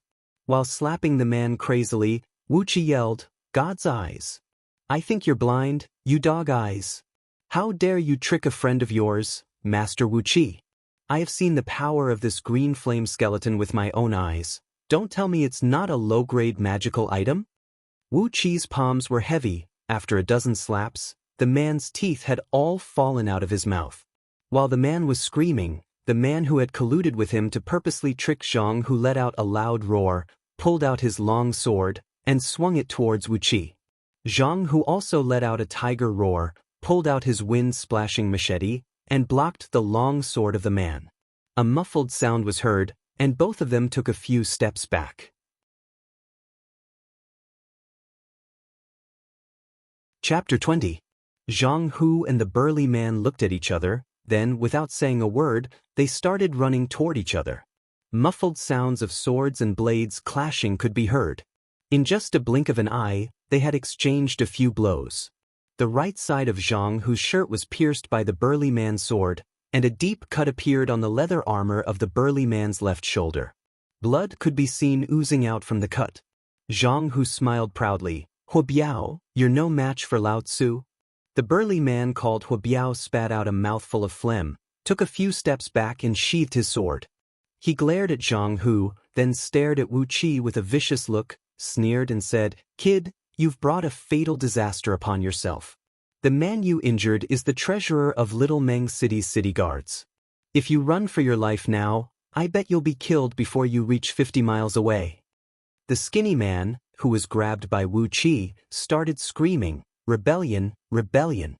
You bunch of lowly peasants, how dare you attack me? Guards, guards, take them down, take them down, take them all down.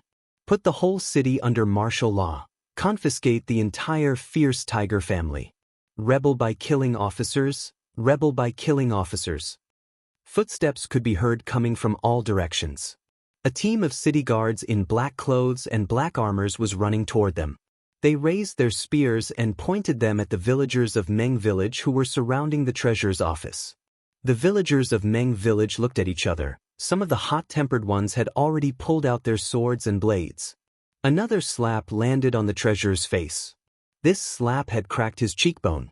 The treasurer could only let out a long cry. He had no energy left to scream. Wu Qi kept slapping his face, stared at Hu Biao, sneered and said, "I bet you'll be the one who can't survive in Little Meng City. Do you believe me?" Hu Biao's expression changed. He looked at Wu Qi, then at the treasurer, and suddenly took a few steps back. Zhang Hu let out a loud laugh, pointed the tip of his blade at Huobiao and snapped, "Huobiao, I also bet that since you've offended little brother Wu Qi, it should be you who is running away from Little Meng City. Ha! Without you bastards in Little Meng City as an eyesore, the streets of Little Meng City will be much quieter in the future." The city guards outside the office shouted in unison. The leading general shouted, "Everyone inside, listen up. Let go of the treasure, throw aside Wu Qi, raise your hands, and walk out. Otherwise, I'll kill you without mercy, kill you without mercy." Clang. The villagers of Meng Village pulled out their weapons. It looked like they were about to start a fight with the city guards. In the minds of these simple villagers, there was only one thought. Zhang Hu and Wu Qi were their friends from the village. When their friends were in trouble, they would definitely help them. As for the consequences of offending the city guards, they didn't have the time to think that far ahead. Lu Chengfeng gazed at these Meng villagers with surprise and admiration. He coughed lightly and raised the iron plate hanging on his waist up high. He snapped, "I'm the newly appointed general, Lu Chengfeng. All of you, put away your weapons and return to your posts." When the iron plate was taken out, all the city guards immediately put away their weapons towards Qiqi. The leader of the city guards led all the soldiers and kneeled down on one knee, solemnly saluting Lu Chengfeng. The treasurer, whose face was swollen and covered with blood, shouted out with a muffled voice, "You bunch of bastards! Come and save me! If anything happens to me, my young master won't forgive you. He is just a small general. My young master is the mayor, the mayor." All the city guards trembled.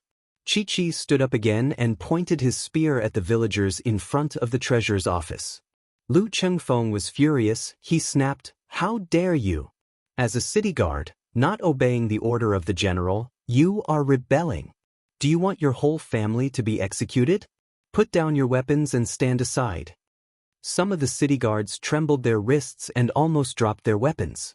But they still held their weapons tightly and pointed them at the villagers. Lu Chengfeng's face darkened. He turned his head and looked at the treasurer, whose face was covered with blood. He sneered, "So, the order from a mere treasurer is more effective than the order from me, the general. The city guards of Little Meng City are really amazing, amazing." The leader of the city guards looked at Lu Chengfeng with a troubled expression. He murmured, "General, please don't make things difficult for us." Before Lu Chengfeng could say anything, Wu Qi had started laughing. He threw the treasurer on the ground and stamped on his right shoulder. With a crack, the treasurer began to writhe madly. He screamed hoarsely. His left hand covered his right shoulder that had been shattered. His body twisted like a loach a few times, and then his eyes rolled back into his head and he fainted. Wu Qi snapped, "According to the military law of the Lu Kingdom, those who don't obey the order will be executed." Lu Chengfeng clenched his teeth and shouted, "Kill!" Xiaohe let out a roar like a mad bull. All the muscles on his body bulged. He held the spear tightly and thrust it toward the stunned city guard's heart. Never in his wildest dreams did the general expect that Lu Chengfeng would give the order to kill him. The long halberd pierced through his leather armor, and a 3-foot-long part of it came out of his back. Xiaohe let out a hideous laugh. He used both of his arms to lift up the city guard and threw the city guard away. Little Meng City had less than 8,000 city guards, and at most, there were 3 deputy generals. Now, there were 18 deputy generals in front of him, and over 40 lieutenants, and the rest were all high-ranked lieutenants. What was going on? It was obvious that there were too many officers, and these people were just doing nothing in the city guards. Besides these officers, the bursary, war horse, labor officer, and barbarian officer all had the surname Yi. Just like the bursary officer who was injured by Wu Qi, the other 3 were Yi Yan's close family servants.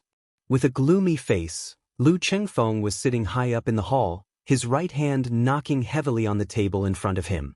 Wu Qi was sitting beside Lu Chengfeng with his legs crossed, and said with a low voice, 8,000 city guards, how much do they get for a year? How much do they spend on armaments? And there are so many deputy generals, lieutenants and lieutenants spending on food, drinks, and gambling.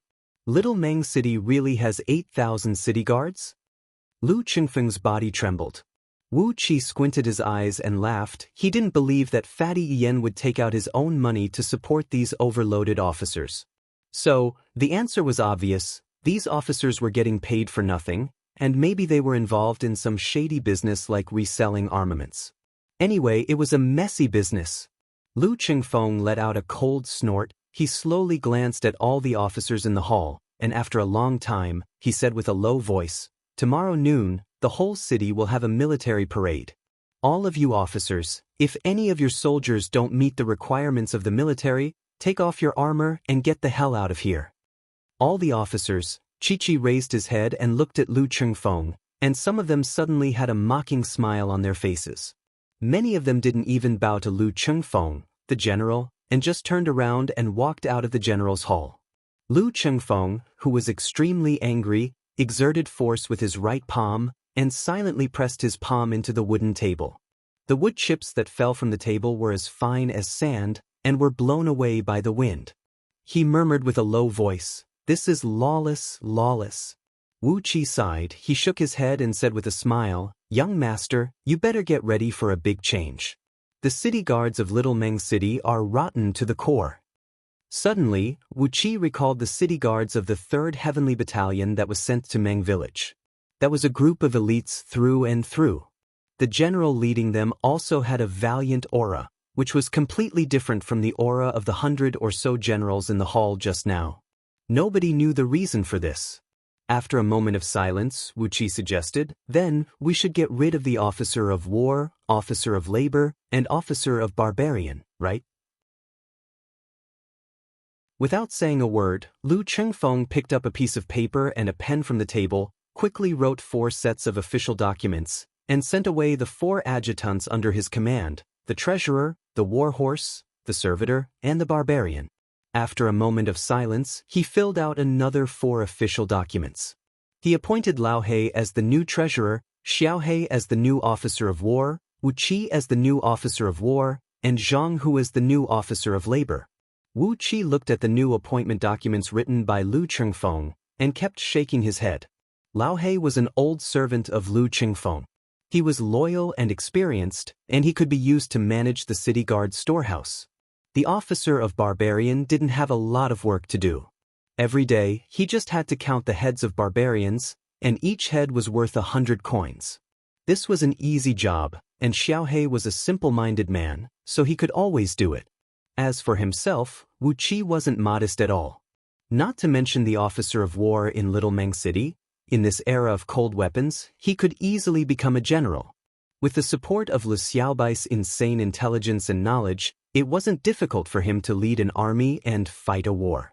But as for the last appointment document, it was difficult, very difficult. Brother Zhang Hu, I'm afraid he doesn't want to be an officer of labor. Wu Qi told Lu Qingfeng straightforwardly.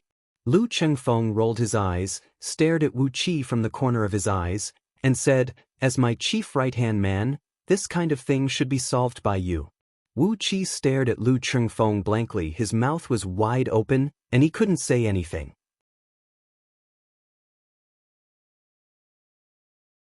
Chapter 21. At dusk of the same day, Wu Qi left the city lord mansion alone. The mayor, Yen, was still crying and wailing. He was heartbroken over the money he had lost. Yi Xing and the others were also panicking over this unimaginable theft case. So, they did not react to Lu Qingfeng's action as they were still in a state of panic.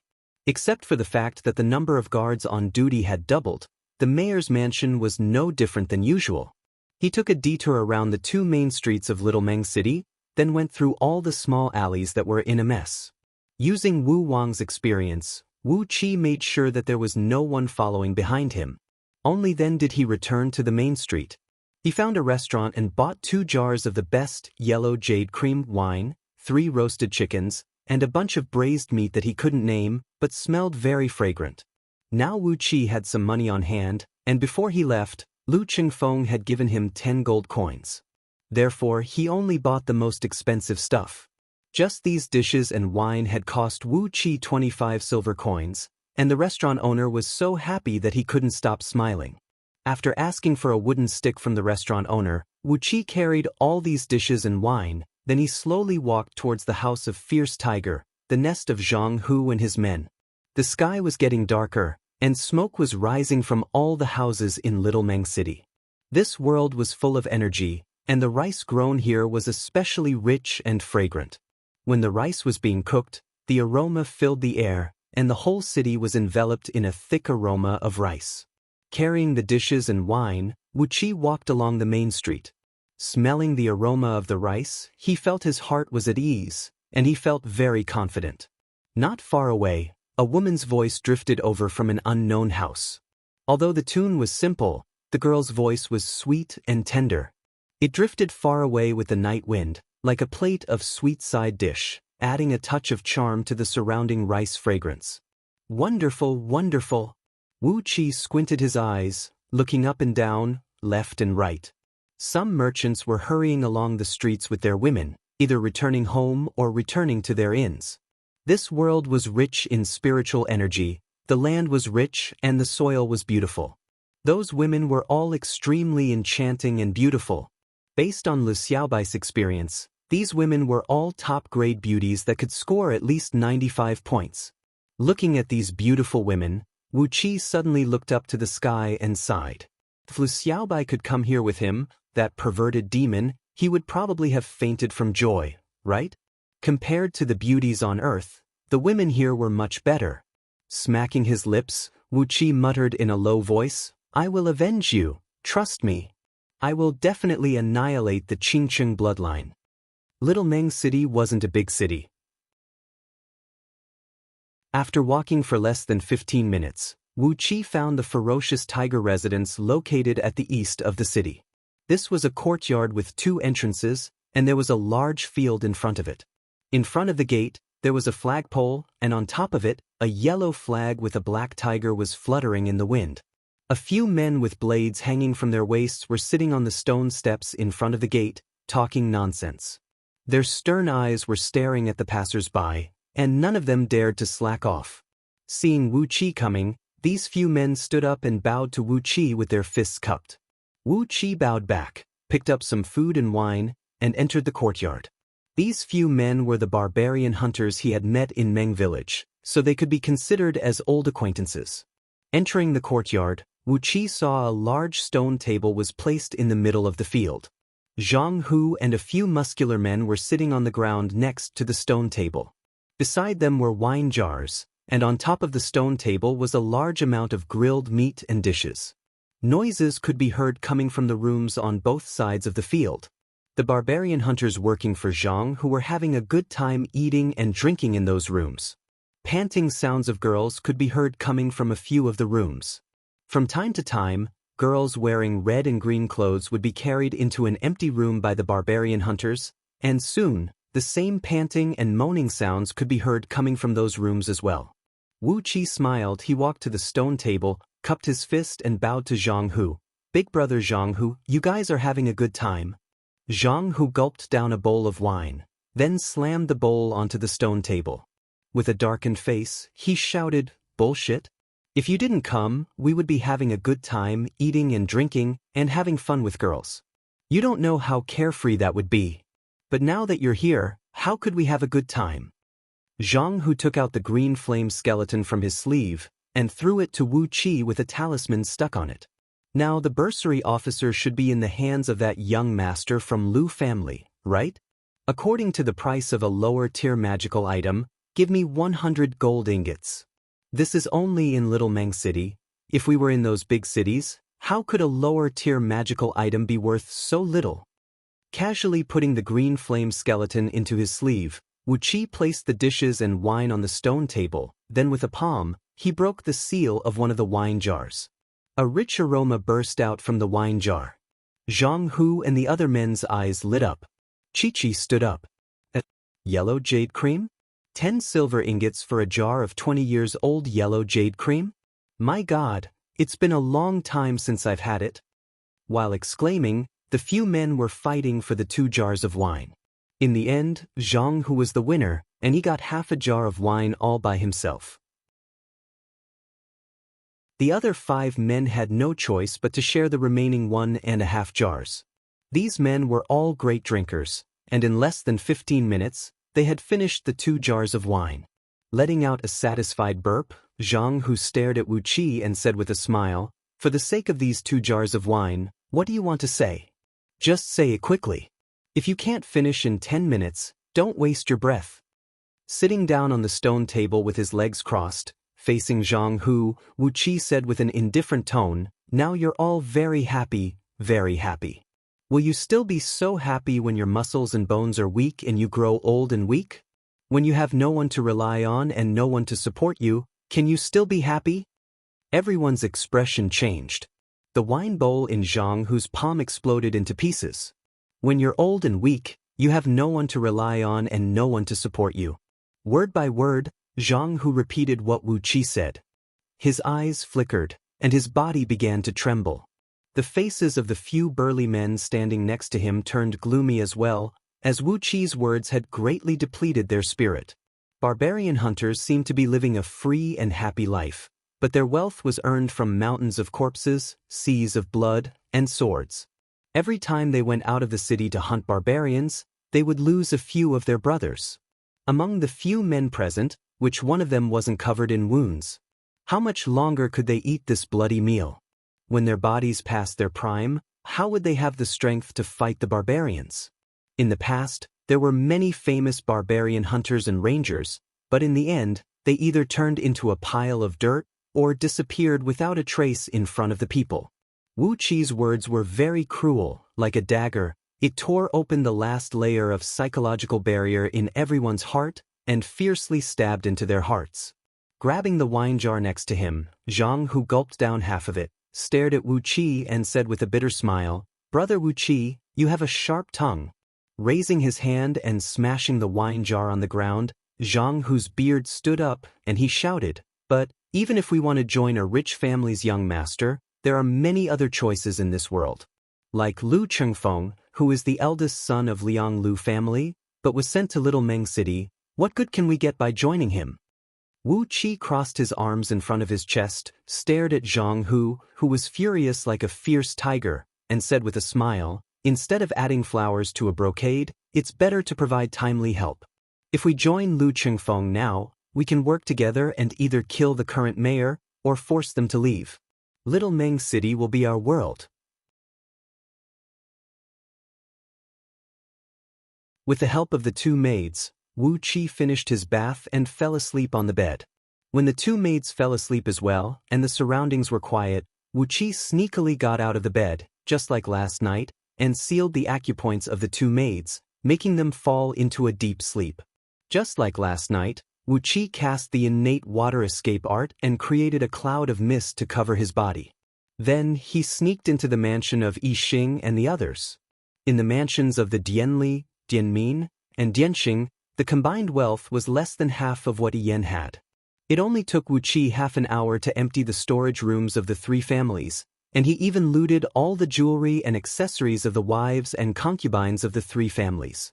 After being busy for a while, Wu Qi buried all the valuables in the huge pit he dug last night. He carefully covered the pit with fallen leaves and dried branches, and then he happily returned to the mayor's mansion. After doing all that, no one noticed him. The dozens of dogs that were on night duty inside and outside the mayor's mansion didn't make a single sound. Early in the morning of the next day, 3 loud and miserable howls suddenly came from the backyard of the mayor's mansion. "My money! My money! My money! My money!"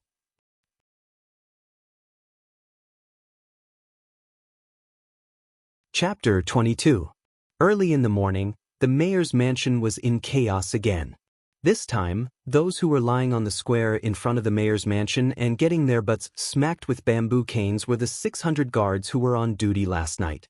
More than 600 white buttocks were lined up in a long line on the square. The bamboo canes rose and fell one after another. The white and tender buttocks were stained with blood, and the miserable screams resounded through the sky. It was truly a magnificent sight. Early in the morning, Wu Qi was squatting in front of the general's mansion with a bowl of porridge and 2 jujube pastries in his hand, waiting to watch the show. Every time those guards screamed, he would drink a mouthful of the delicious golden porridge. Every time the director of public records, the director of discipline, and the director of civilians screamed, he would take a bite of the sweet and delicious pastries. This was the joy of life. While he was eating and drinking happily, Lu Qingfeng walked out of the mayor's mansion with a trace of porridge on his mouth. He stared at those white butts on the square happily, then he lightly knocked on Wu Qi's boots with the tip of his foot. Even if you are gloating, don't be so obvious. Go in and eat, don't squat in front of the door, people will know we are gloating. This is not good, it will hurt the dignity of our family. Aye, Wu Qi replied. Then he stood up and looked at those mayor's mansion guards who were hitting their colleagues' butts with bamboo canes. Shaking his head, he sighed, turned around and walked into the general's mansion. Lu Qingfeng suddenly coughed and asked with a low voice, "If we didn't come, Little Meng City would be peaceful. But when we arrived, the mayor and his men were robbed one after another. I heard that even their silk underwear was stolen. This is really strange, really strange." Holding the bowl of porridge in his hand, Wu Qi turned around and said to Lu Qingfeng in a serious tone, "God is watching what people do. This is retribution." Retribution? Lu Qingfeng rubbed his chin with one hand, raised his head and looked at the sky thoughtfully. He turned around and looked at Wu Qi's back as he walked into the general's mansion, shaking his head. "It can't be this guy, right? Emptying the storehouses of 3 families in one night, his skill is really scary. But it would be great if it was this guy. Next time when I go home to worship my ancestors, I have to bring him back with me." Yi Xing, Yi De, and their brother Yan, the 4 highest-ranking officers in Little Meng City, were crying their hearts out. They were crying their hearts out because all the money they had spent 3 years plundering the land was gone. In a desolate place like Little Meng City, it took them 3 years of hard work to gather all their wealth. But now, all their hard work was gone in one night. How could they accept this cruel fact? The mayor's mansion had fallen into chaos. Even the fact that Lu Qingfeng had chased away all 4 of the general office's adjutants, no one cared about it for a while. Taking advantage of the chaos caused by Yi Yan and his men, Wu Qi introduced Zhang Hu to the general's mansion. Zhang Hu and nearly 100 barbarian hunters had become the right-hand men of Lu Qingfeng, the personal guards of the general of Little Meng City. Lao He, the bursary officer, had opened up the armory of Little Meng City, picked out a batch of high-quality armors and weapons and gave them to Zhang Hu and his men. With this, their combat effectiveness had increased by a few %. After busying himself for the entire morning, it was soon noon. All the men from the mayor's mansion had been sent out, roaming around Little Meng City, arresting all the strangers. Yi Yan and his men were so angry that they couldn't care less about what these people were doing. As long as they found someone they didn't like, they would arrest them. In just one morning, they had caught a few hundred unlucky fellows and thrown them into the prison of Little Meng City. Everyone in Little Meng City was in a state of panic. No one was paying attention to what Wu Qi and Lu Qingfeng were doing. At noon, on the drill ground on the west side of Little Meng City, a huge black flag was fluttering in the wind. On the flag, there was a light red vermilion bird spreading its wings and flying in the sky. On the body of the vermilion bird, there was an eye-catching silver thread embroidered with the word Lu. This was the flag of the Lu Kingdom which Little Meng City belonged to. Surrounding the drill ground, dozens of huge flags were fluttering in the wind. The strong wind was blowing the flags, making ear-piercing flapping noises. A murderous and uneasy atmosphere had enveloped the entire drill ground. Over 7,000 city guards of Little Meng City standing on the drill ground had a nervous expression on their faces. Their hearts felt heavy. Black clothes, black armors, and all the weapons were painted black as well. A huge group of men and horses were standing on the drill ground. None of them dared to make any noise. Apart from the sound of the huge flags being blown by the wind, only the sound of breathing could be heard. On the east side of the drill ground, there was a platform made of earth, and a large chair was placed on top of it. Lu Qingfeng, who was wearing a suit of armor and a sword hanging from his waist, was sitting straight on the chair, looking down at the thousands of soldiers down below. Lu Qingfeng had a gloomy expression, and his eyes were filled with a murderous intent. Zhang Hu and nearly 100 personal guards of the general's office were standing in a straight line under the platform. Every one of them was emitting a murderous aura, as if they were the god of death. They were staring fiercely at the city guards a few feet away from them. These barbarian hunters often fought with the barbarians in the woods, and they had killed countless people. Once they unleashed their murderous intent, the city guards in front of them didn't dare to move. With his hands behind his back, Wu Qi was standing next to Lu Qingfeng, staring down at the city guards thoughtfully. Based on Wu Wang's experience, these city guards were tall and strong. Their armors were bright, and their weapons were of the best quality. But, deep in their bones, they lacked the spirit of a real soldier. They were like steamed buns, tall and shiny, but when you need them, they will shrink. They had nothing to do with a real soldier. With these kind of soldiers, when the barbarians attack, they will suffer. Wu Qi clenched his teeth and shook his head. The corner of Lu Qingfeng's mouth twitched, and he let out a light snort. He tilted his head, squinted at Wu Qi, and asked with a funny tone, "Wu Qi, you know how to train soldiers?" Wu Qi nodded his head naturally. "If I don't know how to train soldiers, then no one in the world knows how to train soldiers." Lu Qingfeng was stunned. Xiao He, who was standing on his left, also turned his head to look at Wu Qi in shock. Wu Qi didn't know that in this world, poetry, books, etiquette, and so on were all in the hands of the rich and powerful families.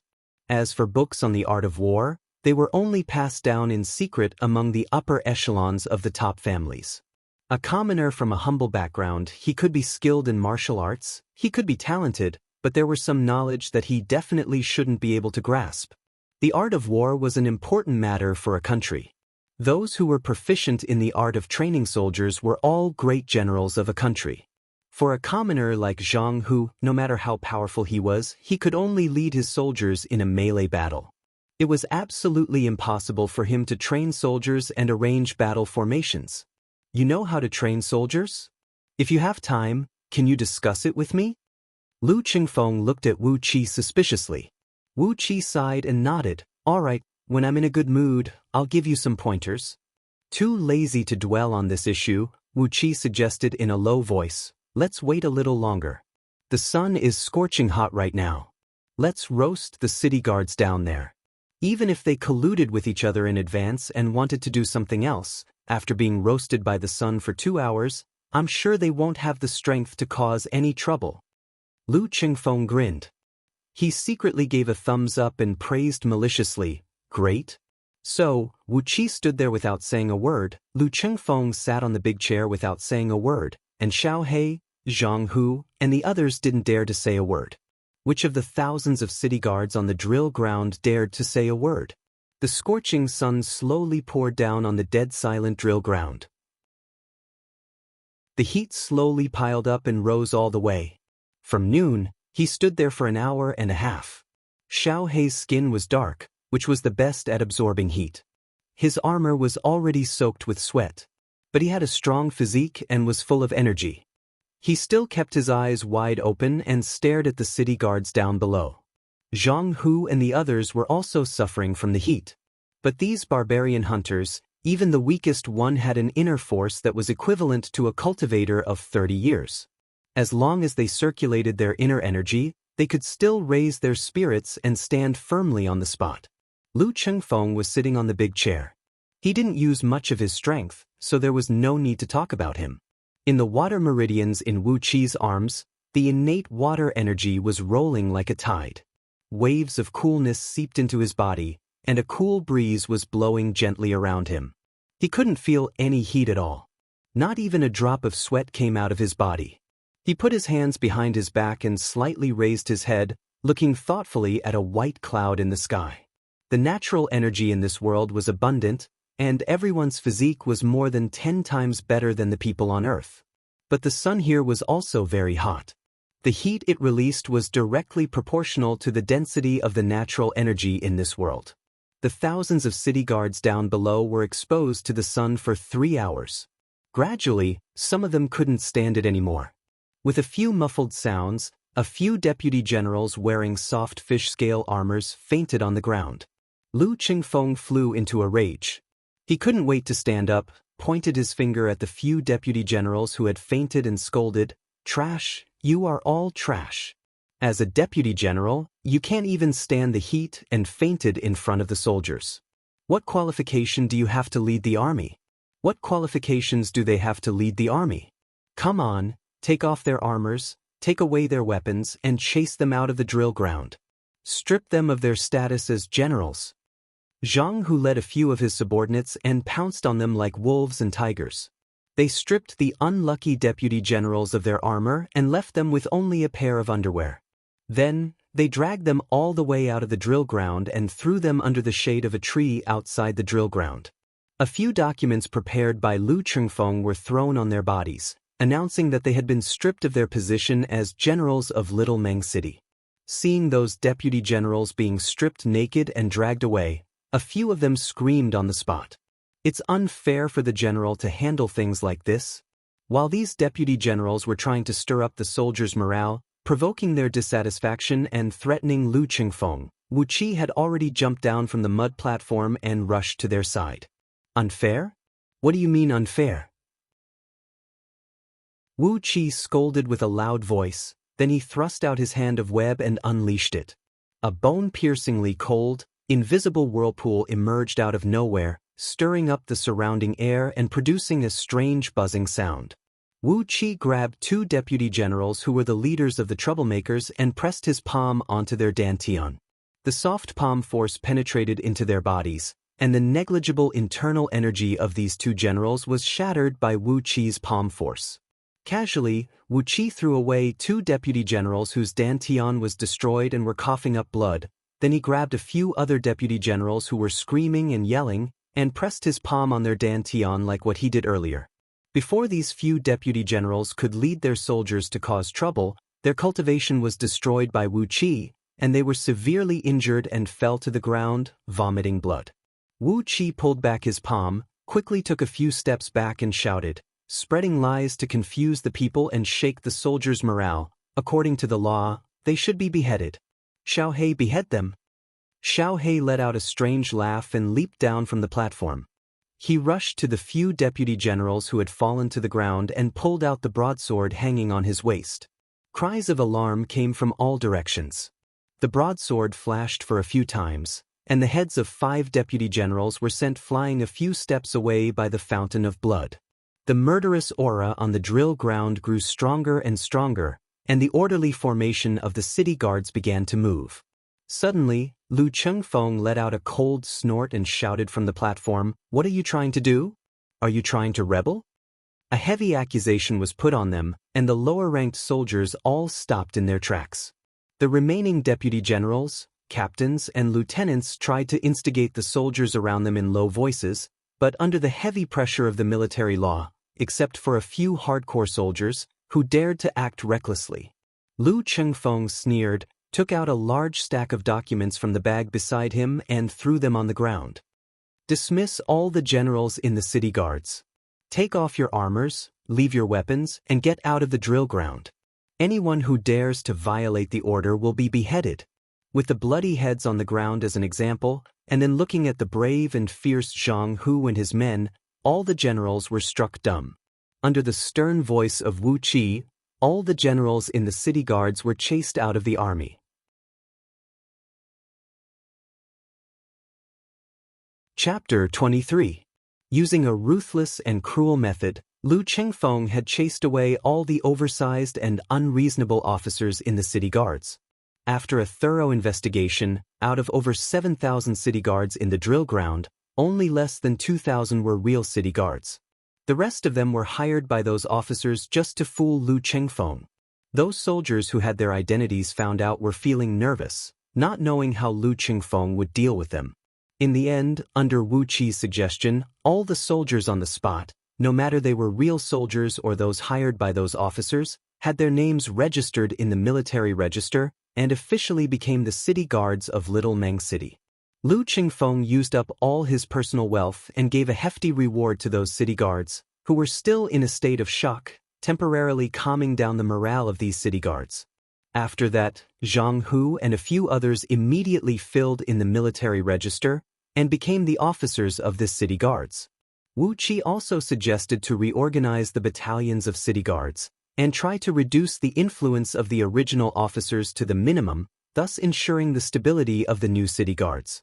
After all, Lu Chengfeng was the official officer of Little Meng City. As long as he gave these soldiers special treatment and let Zhang Hu and a few others train them hard, even better, until their brains turned into sweat, this army would not have any more accidents. As time went by, the morale of the soldiers would be slowly stabilized, and the city guards of Little Meng City would truly become Lu Chengfeng's private army. Zhang Hu and a few others led the soldiers back to their barracks. On the way back to the general's office, Lu Chengfeng was in a good mood. Wu Qi, if not for the sudden change in Yi Yan and his men, I'm afraid we wouldn't be able to take over this army so easily.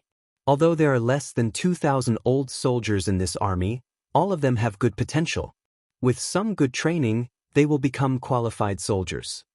Looking at Wu Qi thoughtfully, Lu Chengfeng smiled and said, "Speaking of which, we need to thank that thief who emptied the mayor's mansion." Wu Qi looked up at the sky, smiled and said, "A good man will be rewarded. That thief has done you a great favor this time. He will definitely be lucky." Lu Chengfeng nodded his head, looked at Wu Qi from head to toe for a while, and finally shook his head. This didn't look like something Wu Qi would do. Did he think those hundreds of guards in the mayor's mansion were weak?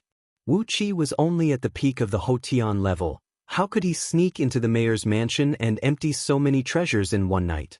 Wu Qi glared back at Lu Chengfeng, smiled and said, "The city governor and the others should have come back to their senses today. Their men in the general's mansion have been driven away, and those useless people in city guards were also driven away. Their men in city guards have been wiped out. Beware." Lu Chengfeng knitted his brows, lowered his head and pondered for a while, then shook his head and said, "Not really. The aristocratic families have their own rules, and I'm using the Liang Lu family as a disguise.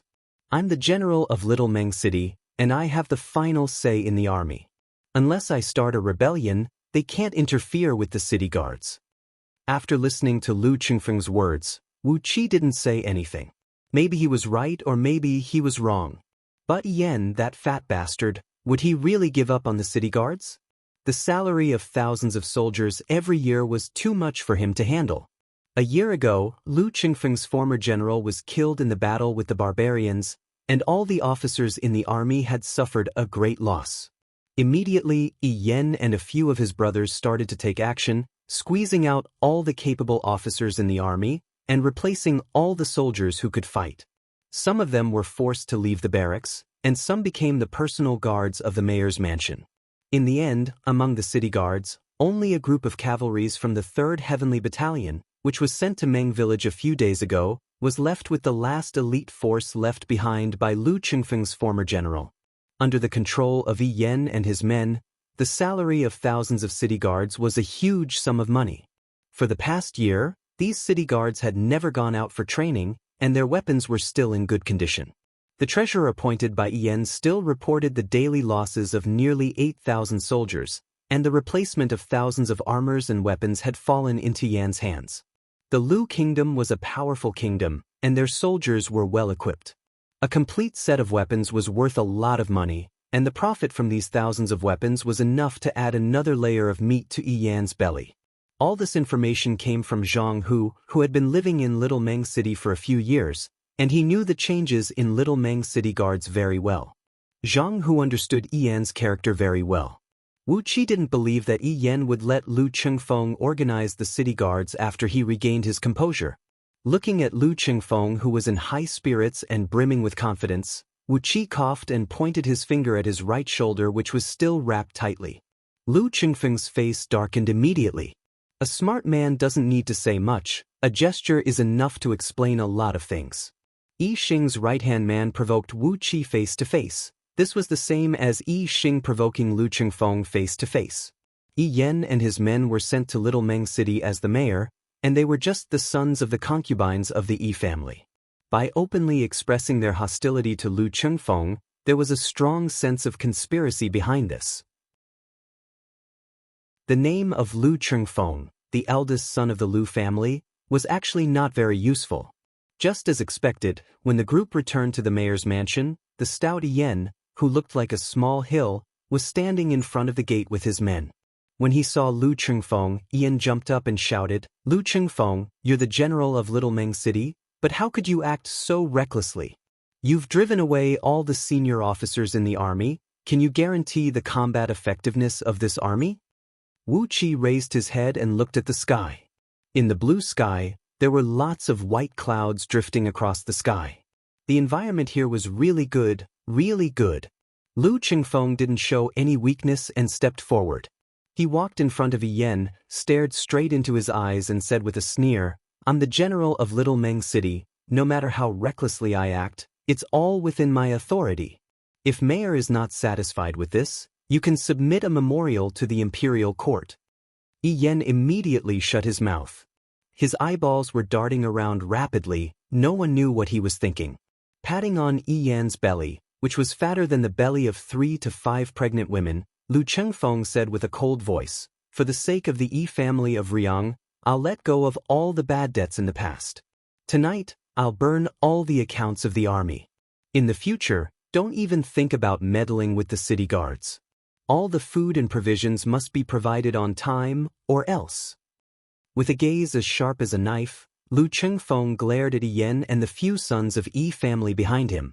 With a stern voice, he said, "I know how you feel about me. But don't forget, I'm still the eldest son of the Lu family, and my mother, Lady Riang, is still the wife of the Lu family and the only daughter of Marquis Yuanyang." Yen smacked his lips, a bright smile appeared on his fair and chubby face, and he grabbed Lu Chengfeng's hand. Brother Lu, you've misunderstood Yen. Yen is just afraid that the city guards will be weakened, and those barbarians will invade the city and harm the civilians.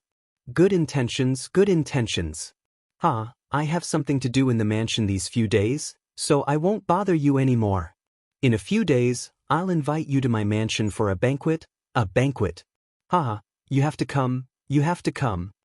With a big smile on his face, Yen stepped aside and opened the door. Lu Chengfeng sneered and strode into the mayor's mansion. With steady steps, Wu Qi walked past Yen. Suddenly, he turned his head and smiled at Yen. "My lord, are you still afraid of those barbarians? With just the walls of the mayor's mansion and the thousands of elite guards, how could those barbarians break into the city?" Yen was polite to Lu Chengfeng, but he didn't care about Wu Qi. He humphed arrogantly, raised his head and said, "What do you know?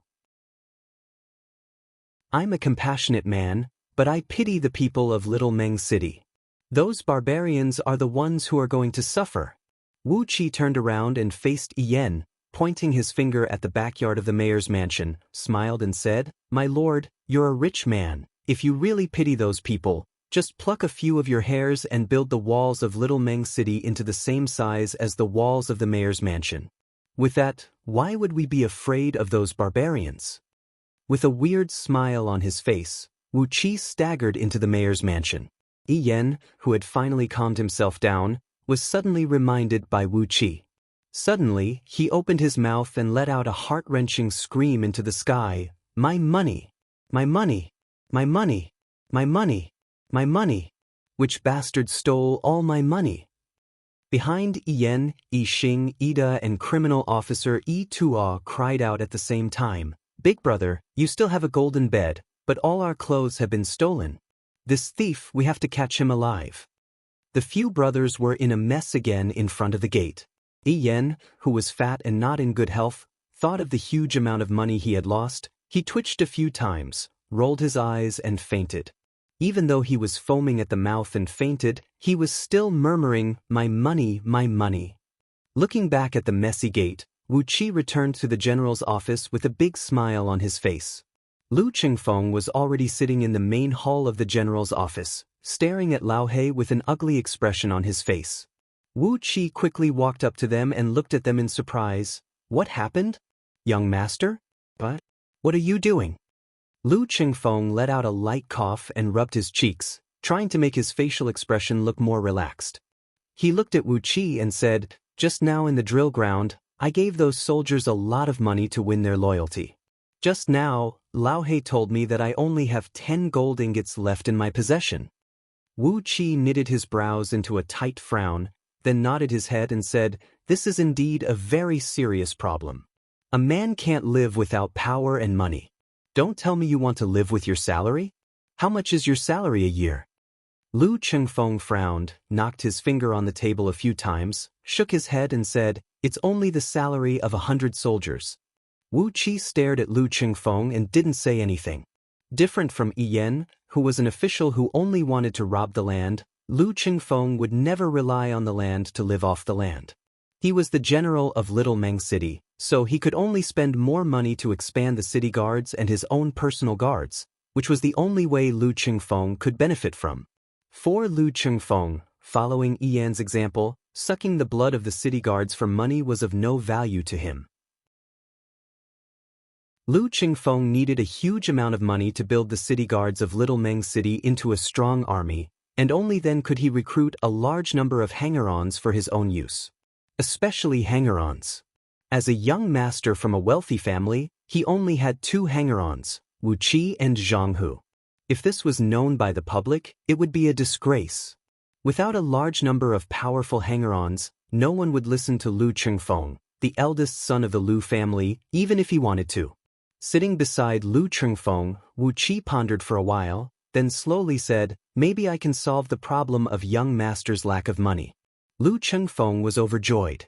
Narrowing his eyes, Wu Qi hid his hands in his sleeves and said calmly, "But I want to know, as the eldest son of the Liang Lu family, why is young master in such a poor situation? Not only does he have no money, he was also sent by his family to this remote place to be a small general. Even the bastard son of the Yi family, who has a good relationship with the Lu family, dared to provoke young master. What is the reason for all this?" Lao Hei's face darkened. He stared at Wu Qi fiercely. Lu Chengfeng breathed out a deep sigh. He looked at Wu Qi and asked, "Do you really want to know?" Wu Qi nodded his head hurriedly. In his soul, Li Xiaobai's bad taste emerged. "I really want to know." Chapter 24. Lu Chengfeng's story was simple, but also ridiculous. His mother, Lady Riang, was the only daughter of Mark Yuanyang of the Lu kingdom. She came from a noble family, and although she had an extraordinary background, she had a bad character. Mark Yuanyang and the eldest son of the former leader of the Lu family had arranged a marriage between the two families. Mark Yuanyang had a great influence in the army of the Lu kingdom, and the Lu family had a strong influence among the civil officials in the Lu kingdom. They were a wealthy family, and their wealth ranked in the top 3 in the Lu kingdom. The marriage between the two families was a win-win situation for both sides to work together.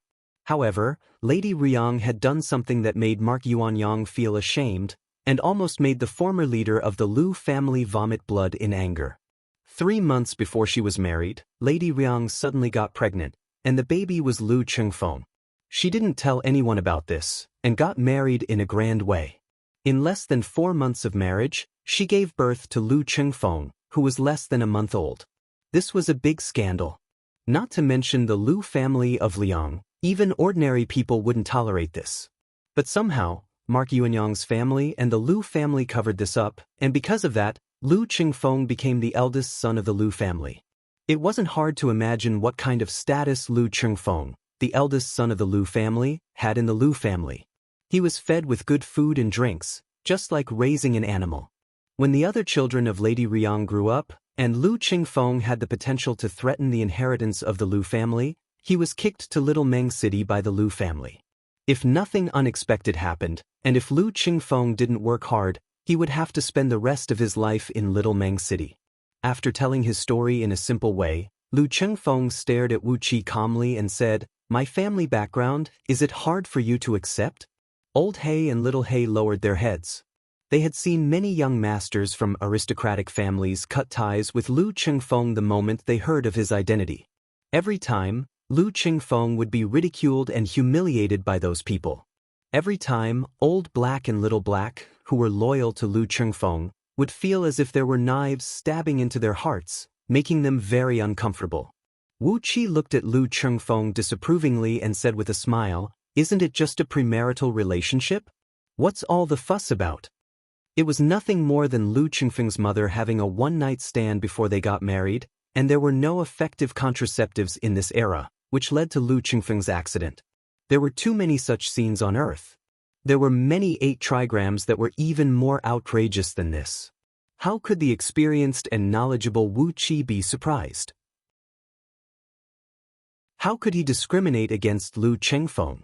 No matter what, your parents gave birth to you.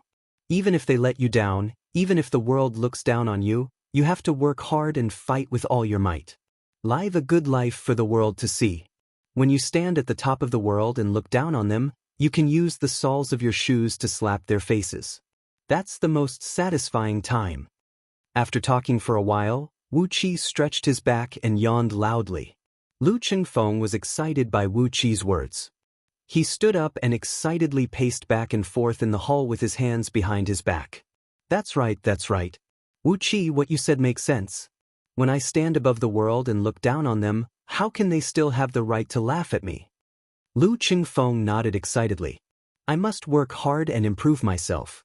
I must let those people see that I, Lu Qingfeng, can still achieve great things without them. That's for sure, for sure. Wu Qi encouraged Lu Qingfeng with a smile. The faster Lu Qingfeng climbed up, the higher his status, the better. It was said that those rich and powerful families all had cultivators as their worshippers. He wondered what the cultivation of those cultivators was like, and what they had that he could take away. It was a pity that Wu Qi's cultivation was not high enough. Otherwise, he could leave Lu Qingfeng behind and travel the world. But now, he was only at the peak of the acquired realm. Lu Qingfeng's cultivation was slightly higher than his. The water in this world was deep and muddy. Before he had enough power to protect himself, and before he had enough knowledge of this world, Wu Qi would never leave Lu Qingfeng. Right now, Lu Qingfeng was Wu Qi's biggest protection. He was the key to entering this world. Standing up, Wu Qi raised his head and looked at the sky outside. It was dusk. He lowered his voice and murmured, "Since you are being honest with me, Wu Qi will not lie to you. Please prepare a few cauldrons for us tonight." Cauldrons? Lu Qingfeng looked at Wu Qi with a strange expression. What do you need cauldrons for? Wu Qi looked at Lu Qingfeng in surprise, smiled and said, "To smelt gold, of course. Some gold and silver of unknown origin, of course, need to be smelted again in cauldrons. Do you want me to use the original gold and silver?" Lu Qingfeng blinked his eyes quickly and murmured, "I heard that Yen has a bed made from pure gold. That is worth at least 300,000 gold. Lu Qingfeng reached his hand into his sleeve and fumbled for a while, then he took out a pitch-black dagger and gave it to Wu Qi, saying, "This is an excellent weapon, infused with internal energy, it can cut through gold and jade." Are you sure about this?" Wu Qi took the dagger, nodded confidently and said, "Just stay here and prepare the cauldrons, young master. It will be a piece of cake." Lu Qingfeng's face twitched, he stared at Wu Qi and sneered, "Yen and the others, you really didn't steal them." Wu Qi stroked the edge of the dagger, staring at the sky outside the hall without saying a word. His eyes were wandering, obviously he was in a trance, he had no idea what Lu Qingfeng was talking about. Lu Qingfeng's cheeks puffed up, he shook his head and sighed helplessly, "I can't believe that my, Lu Qingfeng's right-hand man is actually a thief." Wu Qi just stared at the sky, a pure and flawless smile on his face, like a newborn baby, without any impurities. Late at night, another late night. A thin layer of mist wrapped around Wu Qi's body. He sneaked into Yan's inner chamber. The innate water energy flowed through the meridians of Wu Qi's legs. His body was like a stream in spring, flowing through all the obstacles without making any noise, not even stirring up a speck of dust. After learning the lesson from last time, the number of guards on night duty in Yan's inner chamber had been increased by 3 times. Outside his bedroom, there were a few serving maids on night duty, but this time, they were replaced by a few sturdy guards. But to Wu Qi, these defensive measures were as useless as non-existent. The guards outside the bedroom did not notice Wu Qi at all. As for the few guards outside the bedroom, when Wu Qi suddenly dashed to their side, one of them was punched in the back of the head, and all of them rolled their eyes and fainted. Wu Qi sneaked into Yan's bedroom, pressed his finger on his sleeping acupoint, and let him fall into a deep sleep. Trying his best to lift Yan's arm, Wu Qi spent a great deal of effort, sweating profusely, and finally managed to move Yan from the bed to the floor. God knows what this guy ate when he was robbing the land in Little Meng City. Yan, who was over 2 meters tall, definitely weighed more than 500 kilograms. Wu Qi had to exert all of his strength, and only then did he manage to move his body. With a bitter smile, wiping the sweat from his forehead, Wu Qi began to search around the room. He was amazed by Yan's speed of robbing the land. In just 2 days, the secret cabinet in Yan's bedroom had more than 100 gold ingots, hundreds of silver ingots, and dozens of precious stones. God knows where he got all these from. Without hesitation, Wu Qi wrapped up all the gold, silver, and jewels in a parcel and sent it back to the general's office as soon as possible. In the backyard of the general's office, in Lu Qingfeng's bedroom, Lu Qingfeng was excitedly waiting for Wu Qi's arrival. When Wu Qi sent a big bag of gold, silver, and precious stones into the bedroom, Lu Qingfeng took out his precious lower-tier magical weapon, the little 25th lamp, without saying a word. Lu Qingfeng mounted a piece of fire elemental energy stone on the lamp, then cast a spell and pointed at the lamp. Immediately, a tiny thread of spirit flame, as thin as a hair, burst out from the lamp, reaching a height of 1 foot. The scorching flame twisted and turned, and the temperature in the room suddenly rose. Throwing over 100 gold ingots into the flame, dozens of kilograms of gold were floating in the flame, and in a blink of an eye, they melted into liquid metal. Lu Qingfeng changed a few hand seals, and the golden liquid was suddenly divided into 16 equal parts, and each part was exactly 1 kilogram. Following the change of Lu Qingfeng's hand seals, the 16 portions of golden liquid became flat gold, and then the flame disappeared, and the liquid metal quickly cooled down. Wu Qi was amazed by what he saw, and quickly applauded. Although he had inherited the scroll of stealing, Wu Qi was poor now. He had nothing and he couldn't use any spells, magical weapons, or flying swords. He had never seen such a magical technique before. Lu Qingfeng breathed out a long sigh of relief, raised his sleeve and wiped the sweat off his forehead. He looked at Wu Qi proudly and said, "I've been studying by myself for 18 years, and it took me a lot of effort to learn this magical technique. If you want, I can teach it to you." Wu Qi laughed and got out of the window. He didn't want to talk to Lu Qingfeng. With the scroll of stealing, why would he care about this little trick of Lu Qingfeng? He was already over 20 years old, and he still hadn't broken through the Xiantian realm, and he still needed the help of a magical weapon to release the flame. Wu Qi sighed in his mind. Lu Qingfeng was like a beggar, giving alms to a billionaire. Quietly, Wu Qi went back to Yan's bedroom, pulled out his dagger, and tried his best to cut off a 50 kilograms gold ingot from the bed made of pure gold. He found a piece of black cloth and covered the gold ingot, then carried it back to the general's office while evading all the attention. The general's office and Yan's backyard were only separated by a wall. Wu Qi, the trader, had an easy time doing his job. It only took him 10 minutes to make a round trip, and each trip cost him about 50 kilograms of gold. Although Yan's bed was huge, Wu Qi spent a lot of time to dismantle the entire bed and move it back to Lu Qingfeng's bedroom. That night, Lu Qingfeng was so tired that he almost collapsed. He had used up all his internal energy and a piece of lower-tier fire element energy stone, and finally melted all the gold into gold bricks. He placed them neatly under Chi-Chi's bed. All the gold bricks had the emblem of a 3-leaved pansy, the family emblem of the Lu family. With this symbol on them, no one would dare to say that these gold bricks were transformed from Yan's bed. They could only assume that Lu Qingfeng had brought them from the Lu family. Early the next morning, Wu Qi and Lu Qingfeng were squatting in front of the general's office, each holding a bowl of porridge and the other holding 2 jujube pastries.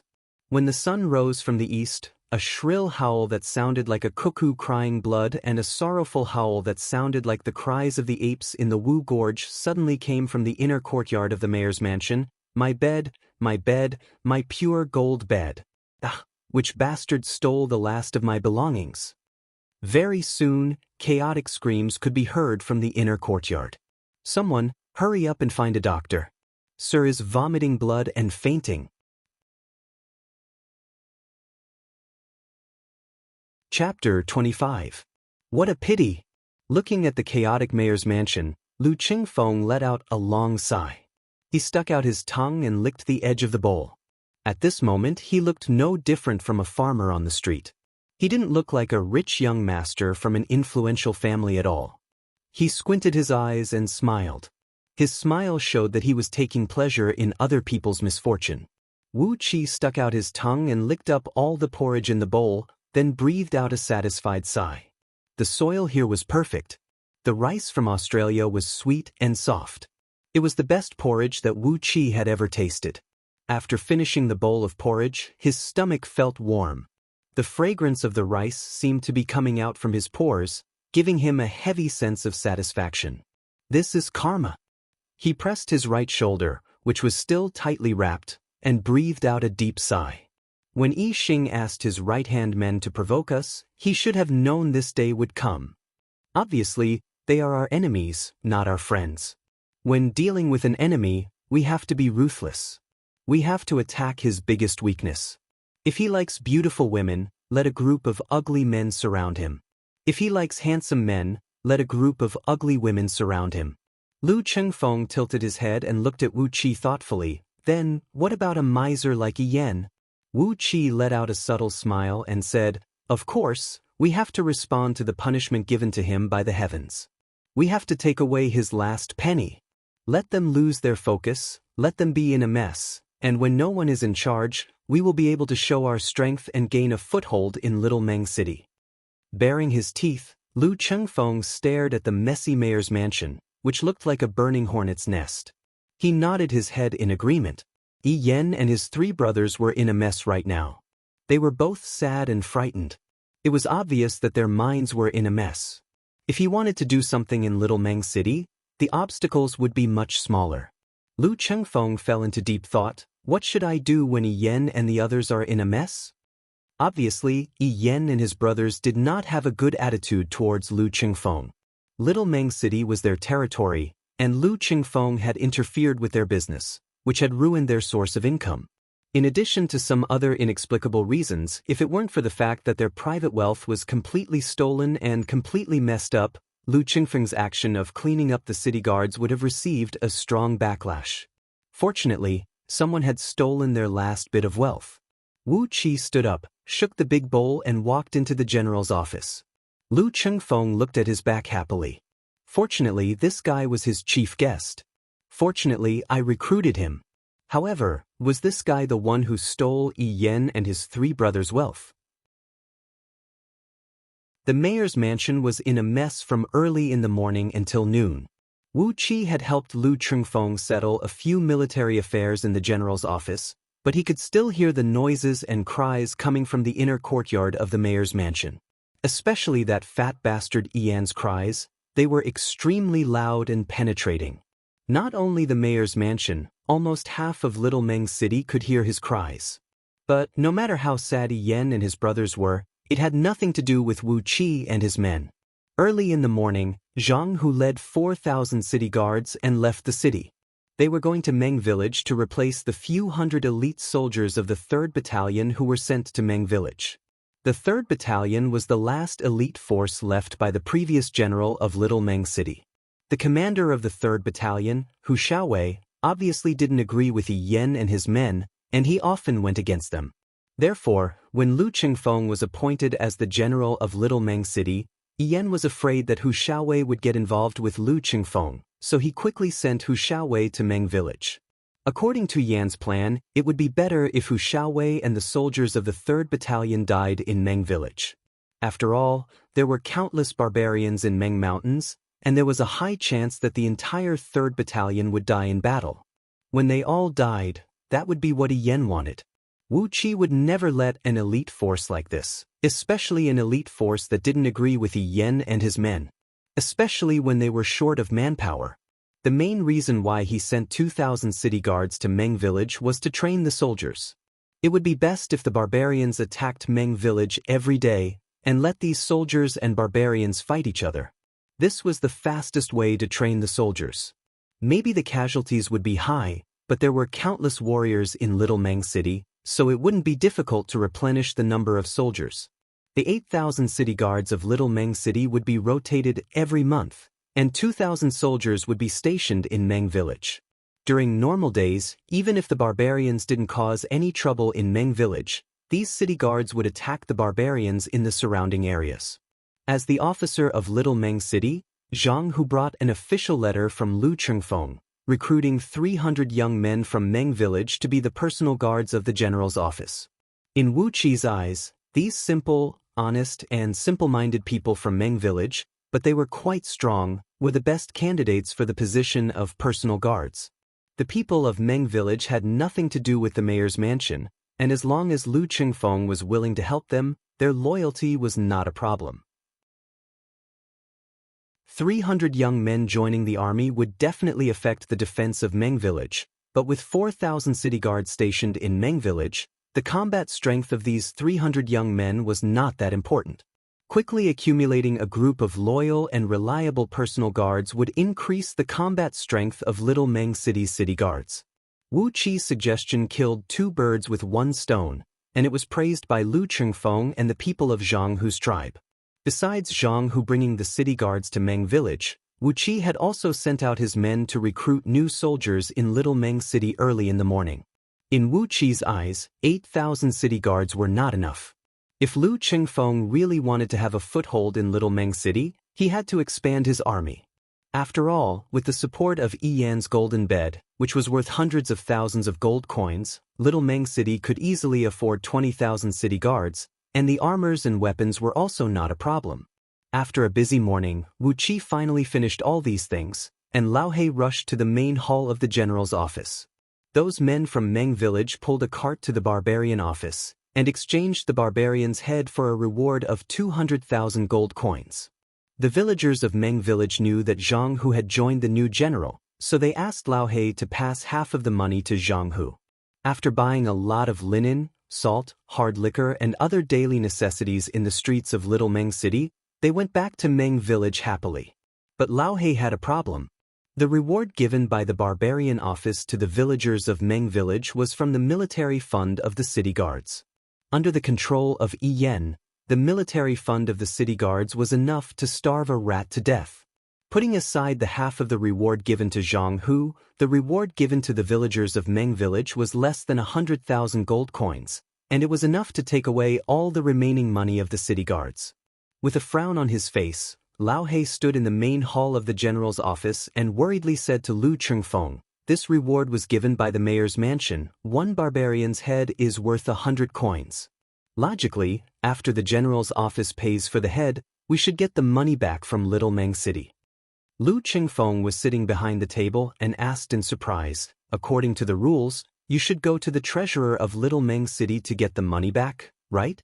Lao He humphed angrily, then he stomped his feet and said, "The treasurer of the mayor's office said, without the mayor's order, no one is allowed to touch a single coin in the city guard's office." Lu Chengfeng humphed coldly.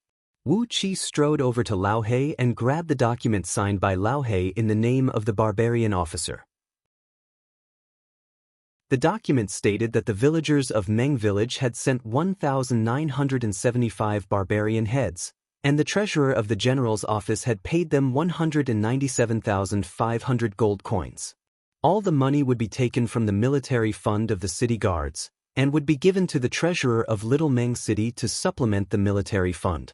Don't want to pay? Lao He, go to the barracks and get 2,000 men who are brave enough to risk their lives. Let them follow us to meet the treasurer of the mayor's office. Lao He answered excitedly. He gazed at Lu Chengfeng, and when he saw the smile on Lu Chengfeng's face, Lao He immediately ran out of the barracks. 15 minutes later, Lao He pulled out 2,000 soldiers from the barracks of city guards, lined up, and rushed into the mayor's mansion. Wu Qi didn't say much to these soldiers. He waved Lu Chengfeng's token in front of them, then he quickly brought them to the storeroom located in the center of the mayor's mansion. According to the official system of the Lu Kingdom, under the mayor of Little Meng City and his 4 assistants, there was a treasurer position. Their responsibilities were similar to the accounting and cashier positions that Wu Qi was familiar with. The general had his own treasurer, who was in charge of handling the military funds and weapons. The office of the registrar had his own treasurer, who was in charge of handling the salaries and office expenses of all the officials.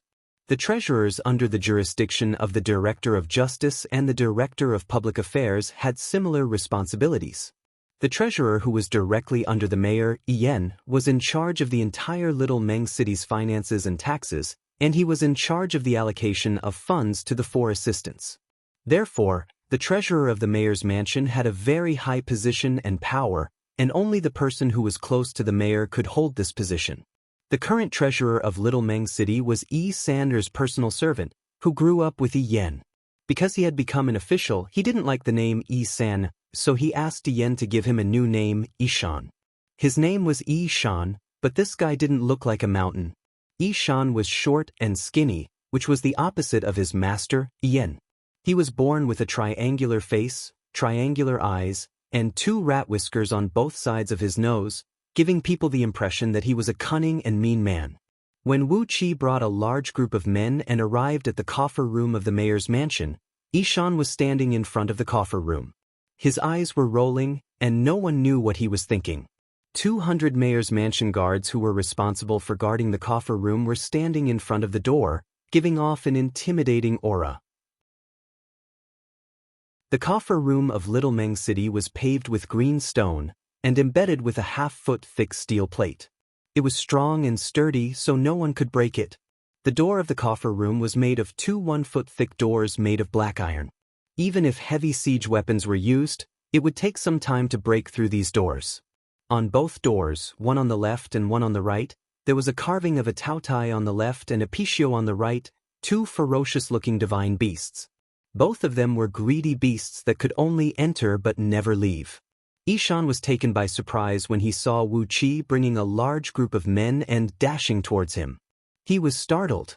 He pointed his finger at Wu Qi and scolded with a stutter, "Hey, the kid whose name is Wu Qi, do you know where this place is? If you dare to mess around, even your young master can't save you." The coffer room was an important place. If Wu Qi really dared to mess around, he would be given a big black hat. Wu Qi grabbed Lao Hei's open document, strode in front of Yi Shan, and gave him a slap on the face. Following a series of loud slapping sounds, Yi Shan was spitting out blood from his mouth and almost fainted. Grabbing Lao Hei's open document and throwing it on Yi Shan's face, Wu Qi scolded, "Give me the money, and give the city guards 10,000 silvers for military expenses, or else I, Master Wu Qi, will tear you apart today." Without waiting for Yi Shan to react, Wu Qi stomped on Yi Shan's lower abdomen and kicked him away, landing heavily on the door of the coffer room. The guards outside the coffer room saw the situation was getting out of hand, and they quickly rushed forward, trying to grab hold of Wu Qi. However, Wu Qi waved his hand and shouted, "Beat him up. If he dies, I'll take responsibility." The square in front of the coffer room was big enough. When the 2,000 city guards brought by Xiaohei heard Wu Qi's order, they immediately rushed forward. The pitiful 200 palace treasury guards were immediately drowned in the tide of people. Chapter 26. Stepping heavily on Yi Shan's chest, Wu Qi almost broke his ribs. Looking down at Yi Shan, Wu Qi said seriously, "I have the official military document. If you don't pay, you are delaying the military plan. What is the punishment for delaying the military plan in the Lu Kingdom? But I think even if I cut off your head, no one can say anything about it, right?" Yi Shan looked at the guards of the treasury in fear. 200 guards were already lying on the ground. The soldiers brought by Wu Qi had 10 of them attacking one guard at a time, and they did not hold back when attacking. As a result, all 200 guards were severely wounded, and a few of them were coughing up blood and falling unconscious. If they were not treated in time, perhaps they would lose their lives. Looking at Wu Qi with hatred, Yi Shan said darkly, "Wu Qi, I will give you the money. It's just a little bit of money. I will give it to you. But remember, you hit me today. I'm the city guard's most trusted aide. I swear I won't let this matter rest." Looking at Yi Shan's twisted triangular face, Wu Qi laughed, "You are forcing me to kill you, aren't you?" With a light sound, Wu Qi pulled out the short sword that Air used to hurt his shoulder. After all, it was a low-grade magic tool which was very different from ordinary weapons. The edge of this short sword had a glaring cold light, and the cold air it emitted made people feel cold. Ishan suddenly sneezed. Waving his hand, the short sword sliced across Ishan's scalp. A palm-sized piece of hair was cut off by Wu Qi, and a small piece of scalp the size of a copper coin was cut off from Ishan's head. Blood oozed out from the wound. Wu Qi wiped a handful of Ishan's blood, then casually smeared it on his cheek. Come, smell it, smell it. Your own blood. You have never smelled your own blood, have you? The smile on Wu Qi's face was very friendly, and there was not a single trace of killing intent in his eyes. However, Ishan instinctively trembled.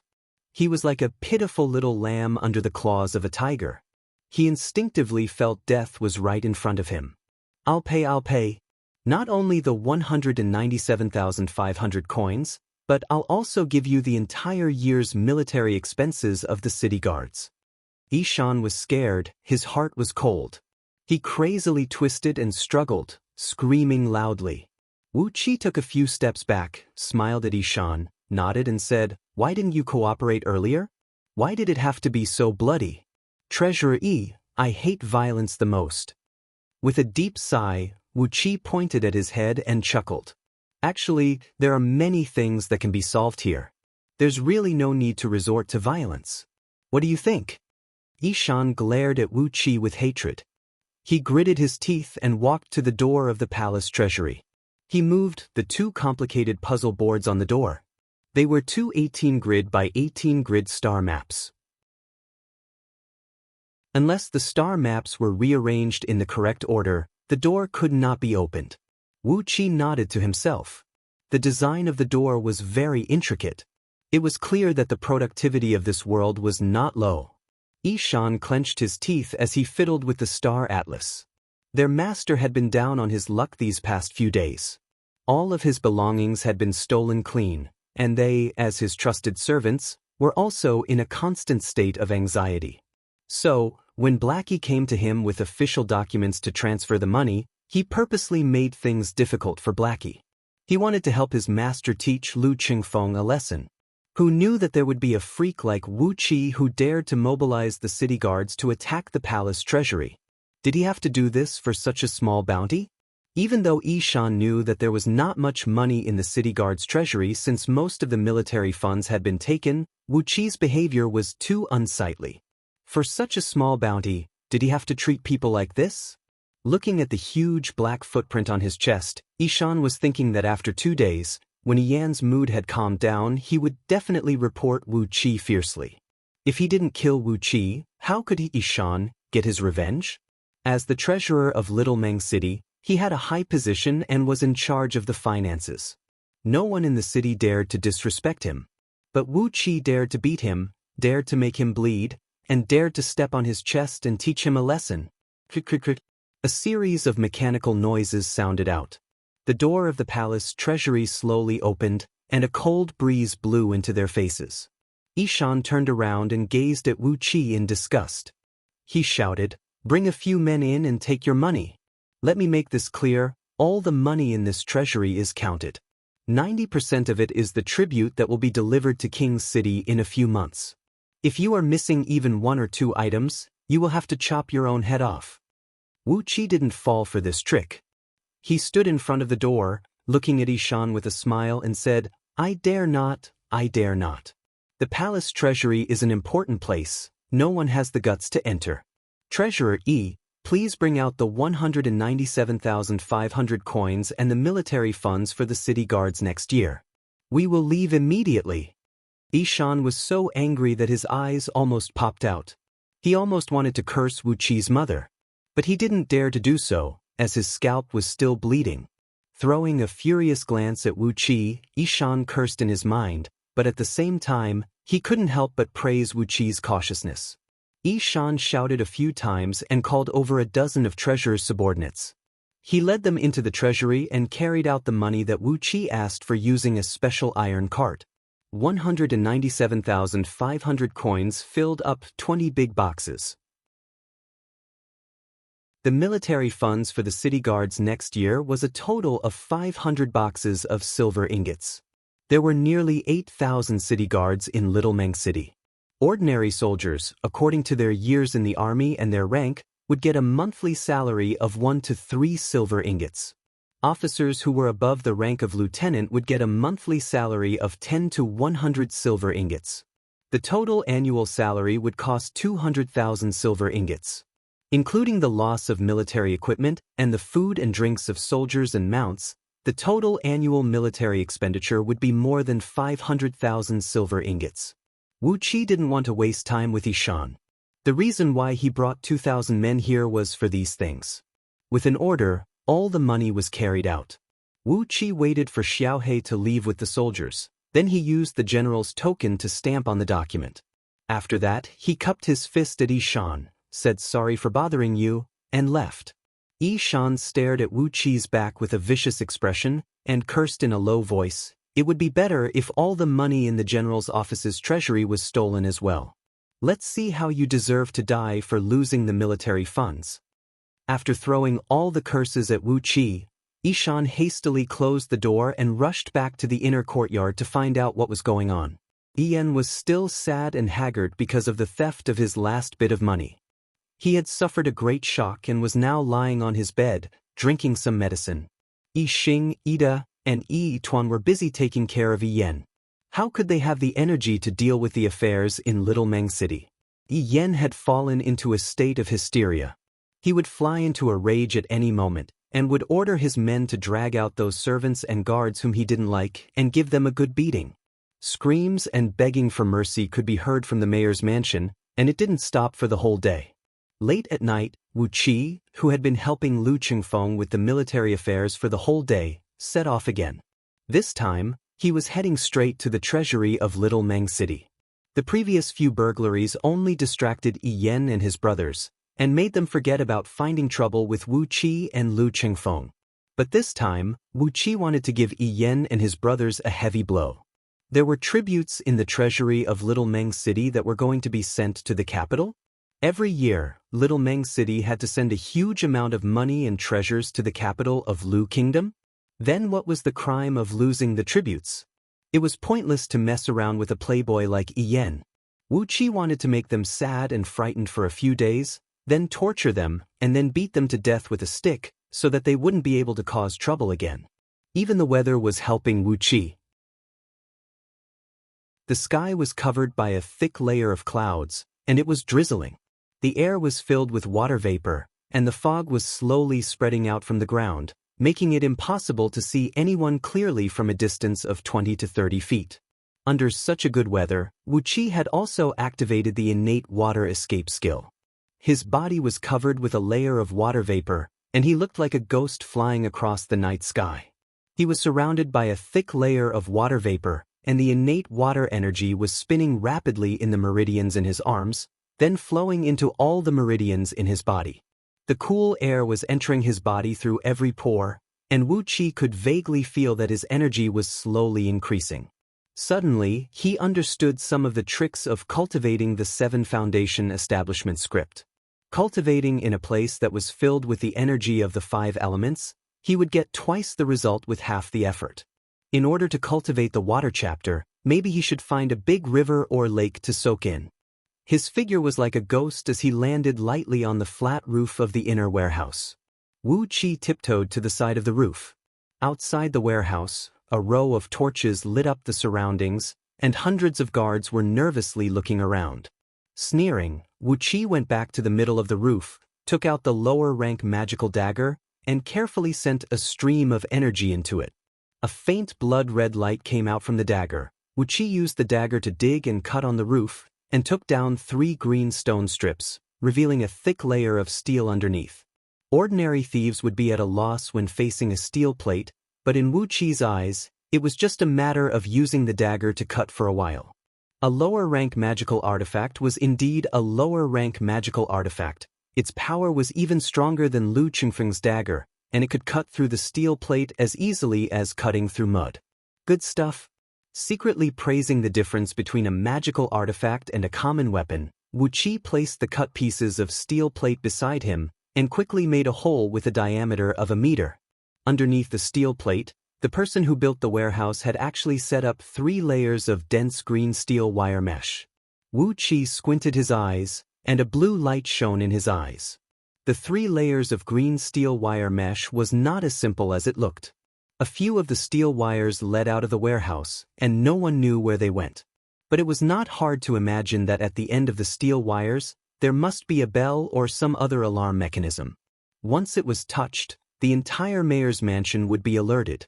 Unfortunately, this kind of anti-theft measure was too shallow in Wu Qi's eyes. With Lu Xiaobai's deep knowledge of hidden weapons, Wu Qi easily solved the problem of the steel wires and quietly broke through the 3 layers of steel wire mesh. Slipping into the warehouse like a fish, Wu Qi rubbed his hands excitedly. Different from the fatty Yen and the few Yi brothers, the warehouse in the warehouse did not contain much gold, silver, and jewelry. Instead, it was filled with all kinds of rare mountain products and piles of ores. There were all kinds of rare beast skins, beast bones, beast horns, and all kinds of jade and sandalwood boxes that contained precious herbs. These were all rare mountain products produced in Meng Mountains, and in the capital city of the Lu Kingdom, these things could be exchanged for a fortune. Especially some rare herbs, which were recorded in the Scroll of Stealing.